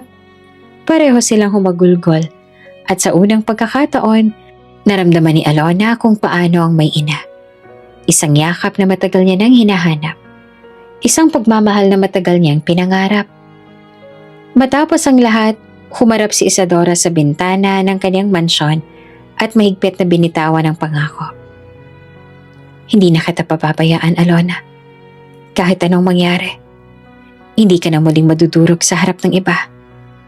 Sa oras na dumating ang tamang panahon, ipapakita ko sa lahat kung sino kang talaga. Ang anak ko, ang tagapagmana ng lahat ng aking pinaghirapan. At sa kanyang mga mata, kumislap ang galit laban kay Doña Beatriz. Ang babaeng pumipigil sa kanilang pagkikita at ang babaeng sisira ng lahat kung hindi siya mauuna. Isang linggo matapos matuklasan ang katotohanan, lihim na inihanda ni Doña Isadora Vergara ang pagbabalik ni Alona sa mansyon ng mga De La Vega. Hindi na siya nag-atubili. Panahon na upang ipakita sa buong lipunan kung sino ang dalagang minsang inape at pinahiya. Ang pagkakataon ay dumating sa isang ingranding pagtitipon na ipinatawag ni Doña Beatriz. Isang gala para sa kanilang mga business partners, mga politiko at mga kilalang personalidad sa syudad. Nakasuot ng mamahaling gown si Beatriz, puno ng kumpiyansa. Hindi alam na ang gabi ay magiging bangungot sa kanya. Ang bulwagan ng mansyon ay puno ng mga ilaw at musika. May mga waiter na naglalakad. Dalang mga baso ng mga champagne. Ang mga bisita ay nakasuot ng formal. Nag-uusap tungkol sa negosyo at kapangyarihan. Sa gitna ng lahat ay si Beatriz, abala sa pangungumusta at pagpapakita ng kaniyang kayamanan. Magandang gabi, Donya. Bati ng isang senador. Napakaganda ninyo ngayong gabi. Sabi naman ng isa pang bisita. Ngumiti si Beatriz, puno ng kayabangan. Wala na makakagambala sa akin. Si Alona? Wala na siya. Siguradong hindi na makakabalik pa. Ngunit ang hindi niya alam, sa mismong gabi ng kanyang selebrasyon, may darating na pagbabagong hindi niya kayang pigilan. Habang patuloy ang kasiyahan, isang marangyang kotse ang huminto sa harap ng mansyon. Bumukas ang pinto at mula rito ay bumaba si Doña Isadora. Nakasuot ng isang eleganteng damit na kulay ginto. Kumikislap sa ilalim ng ilaw ng chandelier. Ngunit ang mas nakakabighani ay ang babaeng kasama niya. Si Alona, nakaayos na parang reyna. Nakasuot ng gown na gawa sa pinong seda. Ang kanyang buhok ay inayos ng maayos. At ang pendant na minsang tinago lamang, ngayon ay kumikislap bilang tanda ng kanyang bagong katauhan. Ang kanyang mga mata na dati puno ng lungkot, ngayon ay naglalagablab ng tapang at dignidad. Pagbukas pa lang ng pinto na pahinto ang mga bantay at mga waiter. Isa-isa ring lumingon ang mga bisita. Ang ingay ng bulwagan ay biglang naputol. Napalitan ng katahimikan at bulungan. Sino siya? Tanong ng isang bisita. Hindi ba't siya yung asawa ni Ramon? Bulong ng isa pa. Akala ko ba'y simpleng babae lang siya? Pero ngayon, dumiretso si Isadora at Alona papasok sa bulwagan. Sa bawat hakbang nila, ramdam ang bigat ng presensya. Parang naglalakad silang mag-ina sa isang entablado ng kapangyarihan. Ang mga bisita ay hindi makapaniwala sa kanilang nakikita. At nang sa wakas ay makita ni Beatriz ang eksena, nanlaki ang kanyang mga mata. Halos mabitawan niya ang hawak na baso ng alak. Hindi. Imposible. Bulong niya sa sarili. Ngunit totoo. Ang babaeng minsan niyang pinakain sa plato ng aso, ang babaeng ipinakulong niya sa maliit na silid, ngayon ay nakatayo na sa gitna ng kanyang ingranding okasyon. mas marangal pa sa sinuman. Magkaharap na si Beatrice at Isadora. Matalim ang tingin ni Isadora. Malamig ngunit may apoy ng paghihigante. Hawak niya ang kamay ni Alona. Parang sinasabi sa lahat, hindi na ninyo siya kayang yurakan. Magandang gabi, Beatrice. Mariing sabi ni Isadora. Napakaganda ng iyong pagtitipon. Ngunit marahil ay mas gaganda pa ito kung makikilala ng lahat ang babaeng ito. Si Alona. Napatitig si Beatrice kay Alona. Para siyang tinusok ng libo-libong karayom sa loob. Ang alaala ng kanyang mga pang-aapi ay bumalik. Ang pagpapakain sa plato ng aso, ang pang-iinsulto sa hapag, ang pagbintang ng pagnanakaw. Lahat ng iyon biglang bumalik sa kanya. At ngayon unti-unting bumabalikwas laban sa kanya. Siya ba talaga yung pinapahiya ni Beatrice? Ako mismo ang nakasaksi. Oo, siya ngayon. Pero tingnan mo na siya ngayon. Parang ibang-iba na. Ang ganda niya. At napakarangal niyang tingnan. Si Ramon na nasa isang sulok lamang ay nanlaki ang mga mata. Para siyang hindi makapaniwala. Ang asawang dati walang kalaban-laban, ngayon ay nakatayo ng matikas. Hawak-hawak ang kamay ng pinaka-maimpluwensyang babae sa syudad. Lumapit si Alona sa gitna. Maraang huminga ng malalim. At tumingin sa mga bisita. Kahit walang sinasabi, sapat na ang kanyang presensya upang buguhin ang ihip ng hangin. Mula sa pagiging alipin, ngayon isa siyang babaeng hindi matitinag. Samantala si Beatrice ay hindi malaman kung saan lulugar. Ramdam niya ang malamig na pawis sa kanyang noo at ang mga bisita ay nagsisimula ng tingnan siya ng may pagdududa. Paano? Paanong nangyari ito? Bulong niya. Nanginginig ang labi. Ngumiti si Isadora, malamig at puno ng pahiwatig. Ang tadhana, Beatrice. Hindi mo ito matatakasan. At sa gabing iyon, nagsimula ang pagbabalik ng dangal ni Alona. Hindi pa niya binubunyag ang buong katotohanan, ngunit sapat na ang kanyang muling paglitaw upang ipakita sa lahat ang babaeng inapi at inalipusta ay hindi na muling magpapalugmok. At para kay Beatrice, ito na ang simula ng kanyang pagkabuwal. Nagumpisa na ang bulungan sa loob ng malawak na bulwaga ng mga De La Vega. Hindi pa man nagsisimula ang talumpati ni Doña Isadora, ramdam na ng lahat ang kakaibang tensyon. Si Alona, marangal ang tindig, nakatayo sa tabi niya. Tila ba isang reyna sa sariling karapatan.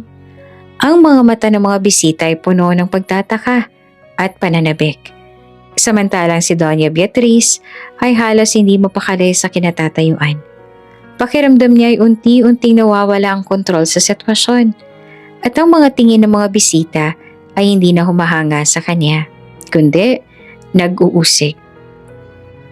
Umangat ang tingin ni Isadora, malamig ngunit malakas, dahilan upang tumigil ang lahat ng usapan. Mga ginagalang kong bisita, panimula niya.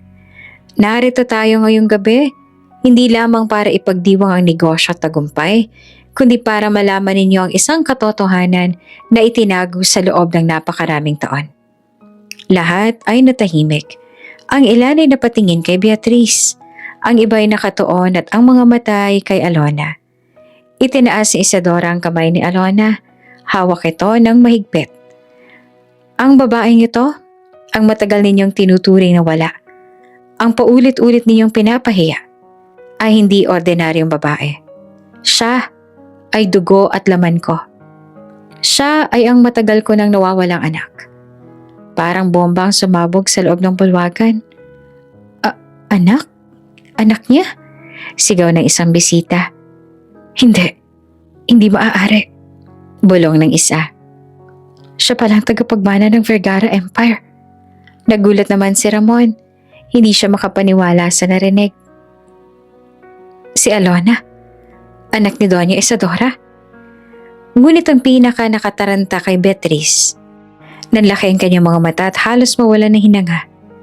Isadora, anong pinagsasasabi mo? Diretsong tumingin si Isadora kay Beatrice. Malamig ang kanyang mga mata. Beatrice, ilang taon mo nang pinahihirapan si Alona? Ginawa mo siyang alipin sa sariling tahanan ng inyong anak. Pinakain mo siya sa plato ng aso. Ikinulong sa isang silid na hindi karapat-dapat tirahan ng kahit sino. At pinaratangan ng kasalanang hindi naman niya ginawa. Lahat ng iyon nasaksihan ko. Nanahimik ang lahat. Ang mga bisitang dati panig kay Beatrice ay biglang nagbago ng tingin. Ang mga mata nila ay puno na ngayon ng pagdududa at paghusga. At ngayon, dagdag pa ni Isadora, sa harap ng lahat ng mga naririto, ilalantad ko ang katotohanan. Si Alona ay hindi lamang asawa ng anak mong si Ramon. Siya ang aking anak, ang tunay kong dugo. At siya ang magiging tagapagmana ng lahat ng aking kayamanan at imperyo. Para bang gumuho ang mundo ni Beatrice, ang lakas ng kanyang loob ay unti-unting natunaw. Ang mga bisitang dati yumuyuko sa kanya, ngayon ay nagbubulong-bulungan. Paano nagawa ni Beatrice yun kay Alona? Hindi ko akalain ganitong ugali niya. Kaya pala ganun ang trato niya, dahil alam niyang may tinatago siya. Napatingin siya kay Ramon na tila wala ring masabi. Ang anak na dati lagi niyang kontrolado, ngayon ay mukhang hindi alam kung sino ang papanigan. Mama, mahina't nanginginig na wika ni Ramon. Paano mong nagawa to kay Alona? Hindi totoo lahat ng to. Lahat ng yan ay kasinungalingan. Pilit na sigaw ni Beatrice ngunit halatang walang naniniwala. Lumapit si Isadora kay Beatrice. Hindi tinanggal ang matalim na tingin. Ang lahat ng insultong binato mo kay Alona, ngayon ay ibabalik sa iyo ng tadhana. Ang babaeng minaliit mo ay higit pa pala sa lahat ng inaakala mo. At ikaw ang tunay na kahihiyan ng pamilyang ito. Tumulong luha ni Alona, hindi dahil sa sakit kundi sa wakas ay dahil sa pag-angat. Sa unang pagkakataon, nakaramdam siya na ang lahat ng pasakit ay nagkaroon ng kabuluhan. Dahil ngayon, nakatayo siyang marangal, hawak-hawak ang kanyang ina, at nakikita ng lahat ang kanyang tunay na halaga. Isa-isang lumapit ang mga bisita, nakikipagkamay kay Alona at kay Isadora. Donya, napakaganda ng pagbabalik ng inyong anak. Alona, karapat-dapat kang irespeto. Isa kang inspirasyon. At sa bawat papuri, lalo pang nalulugmok si Beatrice sa kanyang kinatatayuan. Ang kanyang dating mataas na tinig ay napapalitan ng katahimikan at pagkabigo. Humarap si Isadora sa lahat ng naroon. Mula sa araw na ito, tandaan ninyo, ang aking anak na si Alona ang tatayo bilang bagong mukha ng Vergara Empire. Wala na makakaapekto sa kanya dahil ako mismo ang kaniyang tagapagtanggol. Muling nagpalakpakan ng mga bisita at sa gitna ng palakpakan, nakatayo si Alona. Marangal at puno ng dignidad. Samantalang si Beatrice ay nakaupo sa gilid. Walang ibang maramdaman kundi ang pait ng kaniyang pagkatalo. Isang pagkatalo na siya mismo ang nag-ukit. Pagkatapos ng pagbubunyag ni Doña Isadora Vergara sa engrandeng pagtitipon, bumalot ang katahimikan sa buong bulwagan.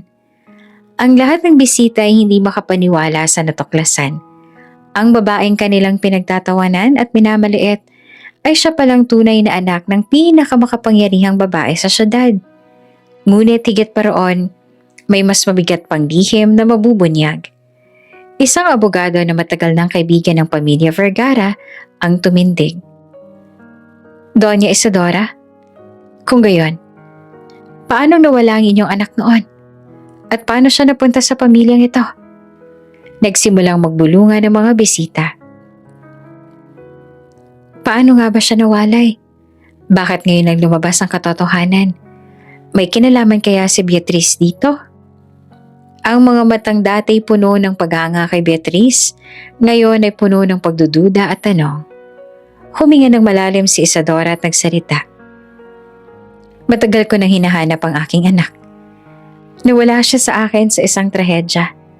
Isang gabing puno ng kaguluhan at kasinungalingan. Sa loob ng maraming taon naniwala akong nawala na siya sa mundo. Ngunit may palatandaan akong hindi kayang baliwalain. At sa pag-iimbestiga, lumabas ang masakit na katotohanan. Huminto siya sandali at saka matalim na tumingin kay Beatrice. Na ang lahat ng ito ay may kinalaman sa iyo, Beatrice. Nanlaki ang mga mata ng lahat. Si Beatrice na nakaupo sa mataas na upuan ay napatingin sa paligid. Ako? Isadora, anong pinagsasasabi mo? Diretsong lumapit si Isadora. Ikaw ang dahilan kung bakit nawala ang anak ko. Ikaw ang nag-utos na alisin siya sa aking piling. Dahil sa inggit. Dahil sa kasakiman. Dahil gusto mong ikaw at ang pamilya mo lamang ang may hawak ng lahat ng kayamanan at kapangyarihan. Hindi totoo yan. Pilit na sigaw ni Beatrice. Ngunit isa-isang nagsilabasa ng mga ebidensya. Si Arturo, ang investigator ni Isadora, ay pumasok, dalang ilang dokumento at lumang sulat. Ipinakita niya ito sa mga bisita. Mga ginagalang na panauhin. Panimula niya. Narito ang mga tala na nagpapatunay na si Doña Beatriz mismo ang nag-ayos ng pagkawala ng anak ni Doña Isadora. Sa mga papeles, may mga lagda ng kanyang pinsan na si Eduardo na tumulong magtago ng record. May mga saksi mula sa kumbento na nagsasabing may babae raw na nagdala ng sanggol isang gabi at ang paglalarawan ay tugma kay Beatrice. Parang tinamaan ng kidlat si Beatrice. Hindi totoo yan. Gawa-gawa lang yan. Nanginginig niyang sabi. Ngunit may lumapit na matandang madre na inimbitahan ni Isadora. Ako mismo nakakita. Wika nito. Isang gabi, iniwan sa aming kumbento ang isang sanggol. Ang babaeng nagdala, nakatakip man ang mukha ay kilala kong siya'y si Beatrice. Nag-alsa ang bulwagan. Anong klase ng ina to? Sigaw ng isa. Wala siyang awa. Sabi ng isa pa. Para lang sa kayamanan, nagawa niyang paghiwalayin ng mag-ina. Si Ramon ay napatayo. Nanginginig ang boses. Mama, totoo ba to? Ikaw ang dahilan kung bakit nawala si Alona kay Doña Isadora? Ikaw ang dahilan ng lahat ng paghihirap niya? Hindi naman makasagot si Beatrice. Tumulo ang kanyang pawis at luha habang nakikita niya ang isa-isang lumalayo sa kanya ang mga taong dati lumalapit. Lumapit si Isadora kay Beatrice. Mariing tinig ang pinakawalan. Ang lahat ng insultong binato mo kay Alona ay dahil sa sarili mong kasakiman. Ginawa mong alipin ang anak ko para lang manatili kang makapangyarihan. Ngunit ngayong gabi, ang lahat ng iyon ay magtatapos. Hindi ka na muling kikalalanin ng lipunan. At ang pangalan ng De La Vega na pinagmamalaki mo ay mansyado na. Nag-iyakan ng mga bisita at ang ilan ay tumalikod na sa Donya. Ang mga business partners ay nag-alisan, nagbabaling ng suporta kay Isadora at kay Alona. Mama, muling wika ni Ramon na nanginginig. Paano mo nagawa ito? Paano mo nagawa sa akin? Sa amin? Ginawa mong kasangkapan ng asawa ko. Ang sarili mong manugang. Para lang mapanatili ang pride mo. Ngunit wala nang lumabas sa bibig ni Beatrice. Ang kanyang tinig ay nawala at ang kanyang katawan ay unti-unting napaupo. Tila ba tuluyang bumagsak sa bigat ng katotohanan. Sa harap ng lahat tumindig si Isadora at iniakma ang kamay kay Alona. Ito ang anak ko. Ito ang bagong mukha ng aking pamilya. At wala ng lugar ang mga kagaya ni Beatrice sa lipunang ito. Nagpalakpakan ng mga bisita, sumang-ayon sa kanyang sinabi. Ang mga kamera ng press ay nagsimula ng kumuha ng larawan at kinabukasan, ang pangalan ni Beatrice ay magiging laman ng lahat ng pahayagan. Hindi bilang isang matriarka ng kapangyarihan, kundi bilang isang huwaran ng kasakiman at pagkasira. At doon, sa harap ng lahat, bumagsak ang reyna ng mga De La Vega. Hindi dahil sa kahirapan, kundi dahil sa sariling kasamaan na siya ring bumalik sa kanya. Ang buong bulwaga ng mga De La Vega ay nananatiling tahimik matapos ang pagbagsak ni Doña Beatriz. Sa isang iglap, ang matriarkang kinatatakutan ng lahat ay naging larawan ng pagkasira. Ngunit sa gitna ng katahimikan, isang figura ang marangal na nakatindig. Si Alona, na ngayon nakatitig sa mga bisita. Hawak-hawak ang kamay ng kanyang ina, si Doña Isadora Vergara. Mga ginagalang kong bisita, panimula ni Isadora.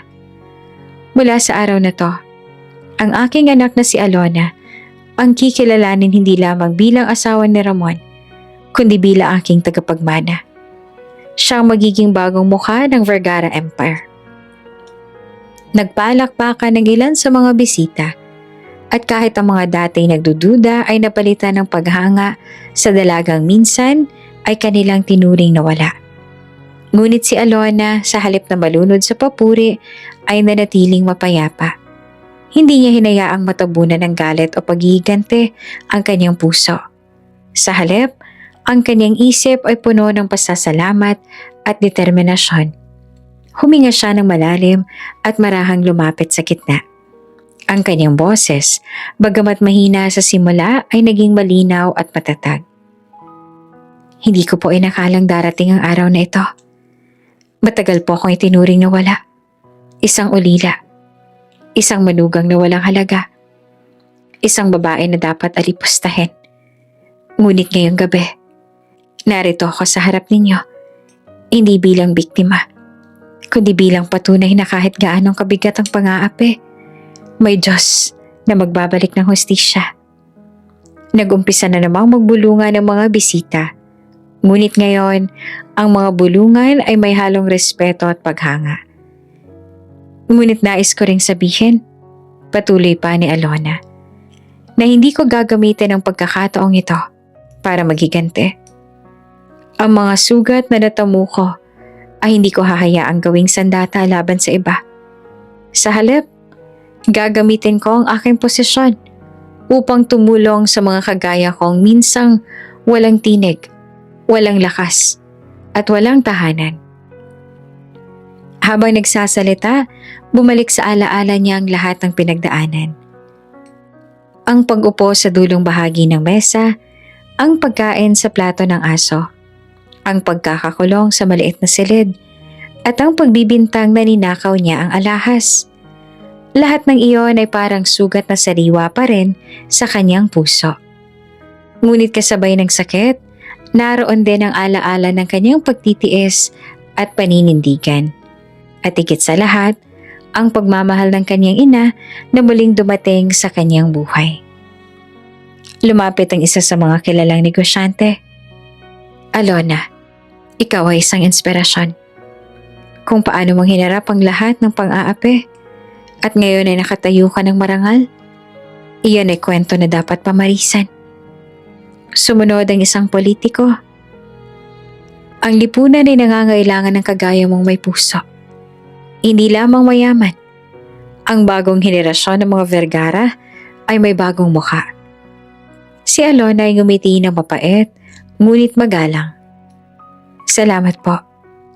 Ngunit tandaan ninyo, hindi kayamanan ng sukatan ng dangal, kundi kung paano tayo marunong magmahal at magpatawad. Samantala, si Beatriz ay nakaupo pa rin sa gilid. Halos walang kulay ang mukha. Habang pinakikinggan ang bawat salita ni Alona, lalo siyang natigatig. Paano nangyari ito? Paano siya nakabangon? Ako na naghari sa kanya, ngayon ay wala ng saysay. Ngunit hindi na siya pinansin ng mga tao. Sa unang pagkakataon, siya ang naging anino sa loob ng kanyang sariling tahanan. Pagkatapos ng okasyon, habang papalabas ng mga bisita, lumapit si Isadora kay Alona. Anak, mula ngayon, ikaw nang susunod sa akin. Lahat ng meron ako ay magiging iyo. Ngumiti si Alona, ngunit dahan-dahang umiling. Mama, hindi ko po ito gagamitin para ipagiganti ang sarili ko. Gagamitin ko po ito para sa tama. Para sa mga batang tulad ko noon na walang magulang at walang tahanan. para sa mga inaping kagaya ko. Mahigpit siyang niyakap ni Isadora. Iyan ang dahilan kung bakit nararapat sa'yo ang lahat ng ito, anak. Sa gabing iyon, sa kabila ng lahat ng sugat at alaala ng pang-aapi, pinili ni Alona na magbangon ng may dignidad. Hindi niya hinayaang lamunin ng galit ang kanyang puso. Sa halip, siya'y nagpasya na maging liwanag sa madilim na mundo ng kapangyarihan at kasakiman. At habang nakatayo siya sa harap ng malaking bintana ng mansyon, tanaw ang mga bituin, mahigpit niyang hawak ang pendant ng kanyang leeg. Ito ang simula ng bagong ako. Hindi na muli ako magiging alipin ng kahapon. Tahimik ang gabi matapos ang malaking pagbubunyag. Ang mga bisita ay nagsiuwi na, dalang mainit na balita tungkol sa pagbagsak ni Doña Beatriz at sa muling pagkakilala kay Alona bilang anak ni Doña Isadora Vergara. Ngunit sa loob ng mansyon, may isa pang mahalagang pagtatapos na kailangang mangyari. Ang pagtatapos ng isang relasyon na minsang minahal ng dalawa, ngunit hindi kinaya ng panahon at pangyayari. Sa kanilang silid, nakaupo si Ramon sa gilid ng kama. Hawak ang ulo na tila ba may mabigat na pasan.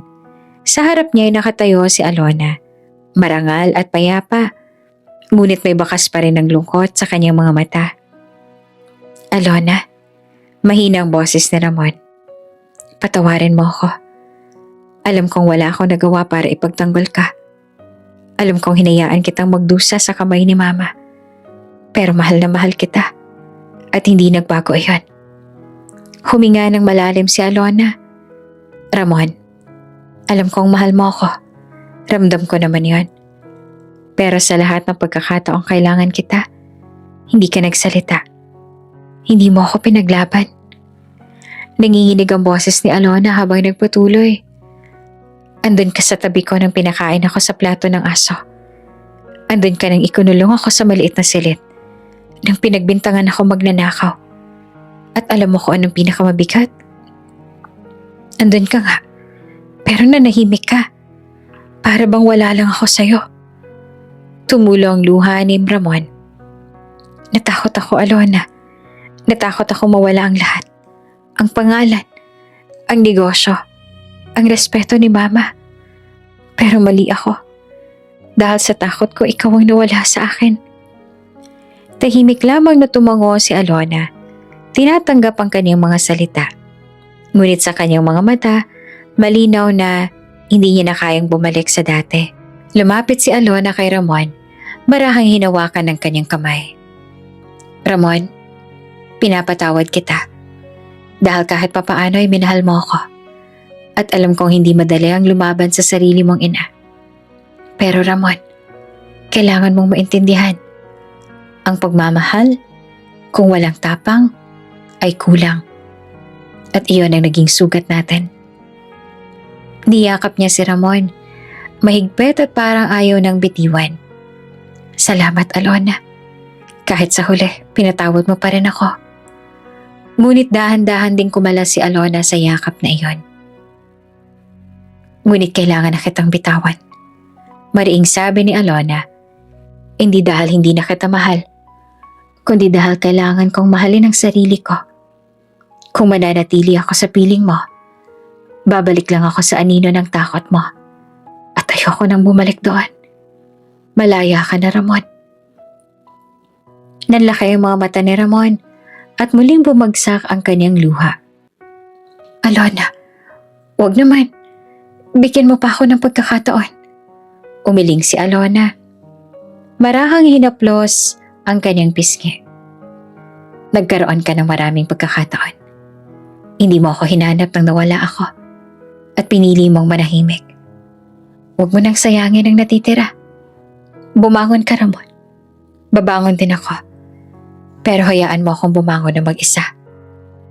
Sa huling pagkakataon, muling niyakap ni Ramon si Alona. Hindi na ito yakap ng dalawang taong umaasa, kundi yakap ng dalawang pusong nagpaalam. Sa yakap na iyon, naramdaman nilang pareho ang bigat ng lahat ng pagkukulang at pagkakasala. Ngunit naramdaman din nila ang ginhawa ng pagpapatawad. Patawad, Alona, bulong ni Ramon. Pinatawad na kita, sagot ni Alona.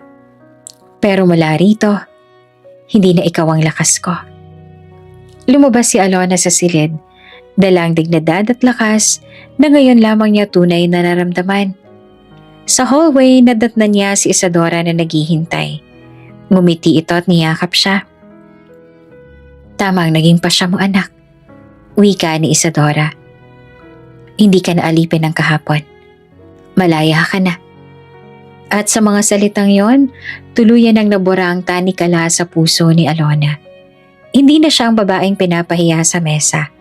Hindi na siya ang babaeng kinulong sa maliit na silid. Siya na ngayon ay si Alona Vergara. Malaya, marangal, at handang harapin ang bagong yugto ng kanyang buhay. Samantala si Ramon ay naiwan naman sa silid. Nakaupo sa kama. Hawak ang kanyang ulo. Alam niyang iyon ang huling sandali nilang magkasama bilang mag-asawa. At kahit masakit, alam niyang siya mismo ang may kasalanan. Mahal pa rin kita, Alona. Bulong niya habang ang luhay tuluyang bumuhos. Pero tama ka. Ako ang dahilan kung bakit hindi tayo nagtagumpay. Makalipas ang ilang buwan, mula sa pagbagsak ni Doña Beatriz, nag-iba ang ihip ng hangin sa buong syudad. Ang pangalan ni Alona Vergara ay naging laman ng mga pahayagan, radyo at telebisyon. Mula sa pagiging ulilang babae na pinapahiya at renato na walang halaga, siya ngayon ay kinikilalang tagapagmana ng isa sa pinakamalalaking negosyo sa bansa. Ngunit higit pa sa kayamanan, ang mas pinag-uusapan ay ang kanyang kwento. Isang kwento ng pagtitiis, pagpupunyagi at pagbangon sa sarili. Sa unang pagkakataon, humarap si Alona sa publiko sa isang press conference. Kasama niya si entablado si Doña Isadora. Mahigpit na hawak ang kanyang kamay. Sa harap ng mga mamamahayag, ngumiti siya at nagsalita.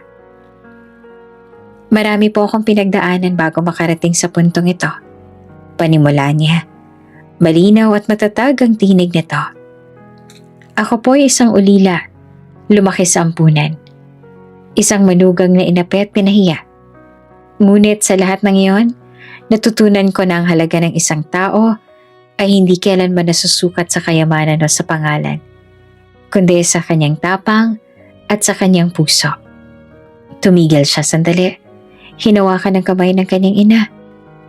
Ngayon, bilang anak ni Doña Isadora Vergara, ipinapangako ko sa lahat. Hindi ko gagamitin ang aking posisyon para magmalupit o manupil. Sa halip, gagamitin ko ito upang makatulong.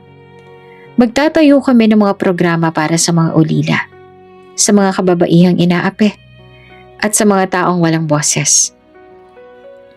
Dahil ako mismo ay nanggaling doon. Nagpalakpakan ng lahat. Ang kanyang mga salita ay hindi lamang pahayag, kundi panata. Isang bagong simula, hindi lamang para sa kanya, kundi para sa lahat ng umaasa. Pagkatapos ng pagtitipon, mahigpit siyang niyakap ni Doña Isadora. Anak, ipinagmamalaki kita. Hindi ko inakalang ang mga sugat ng iyong nakaraan ang magiging sandata mo para sa hinaharap. Ngumiti si Alona, may luha sa kanyang mga mata. Mama, salamat dahil hindi mo ako sinukuan. Kung hindi dahil sa'yo, baka hanggang ngayon, alipin pa rin ako ng takot. Pero ngayon, kaya ko nang lumaban. Hindi para sa paghihigante, kundi para sa hustisya. Si Ramon, bagamat hindi na muling nakabalik sa puso ni Alona, ay tahimik na sumuporta mula sa malayo. Nakita niya kung paanong nagbago ang asawa niyang minsang marupok at ngayon ay marangal na. Bagamat masakit, nakatanggap niyang hindi na siya bahagi ng kanyang kinabukasan. Malaya ka na, Alona. Bulong niya isang gabi habang pinagmamasan nito mula sa likod ng mga tao. At kahit hindi na ako ang kasama mo, masaya ako na nakabangon ka. Samantala si Doña Beatriz ay tuluyan ng iniwan ang lipunan. Ang mga business partners ay isa-isang tumiwalag. Ang mga kaibigang minsan niyang kinakasama ay naglaho. Sa mansyon na iwan siyang nag-iisa. Walang kasambahay na nais pang maglingkod. Nakaupo siya sa kanyang malawak ngunit malamig na sala. Hawak ang isang lumang larawan ni Ramon na ngayon ay nasa ibang bansa na. Ang kanyang dating malakas na tinig ay wala na. Napalitan na ng katahimikan at lungkot. Sa mga mata niya, bakas ang pagsisisi.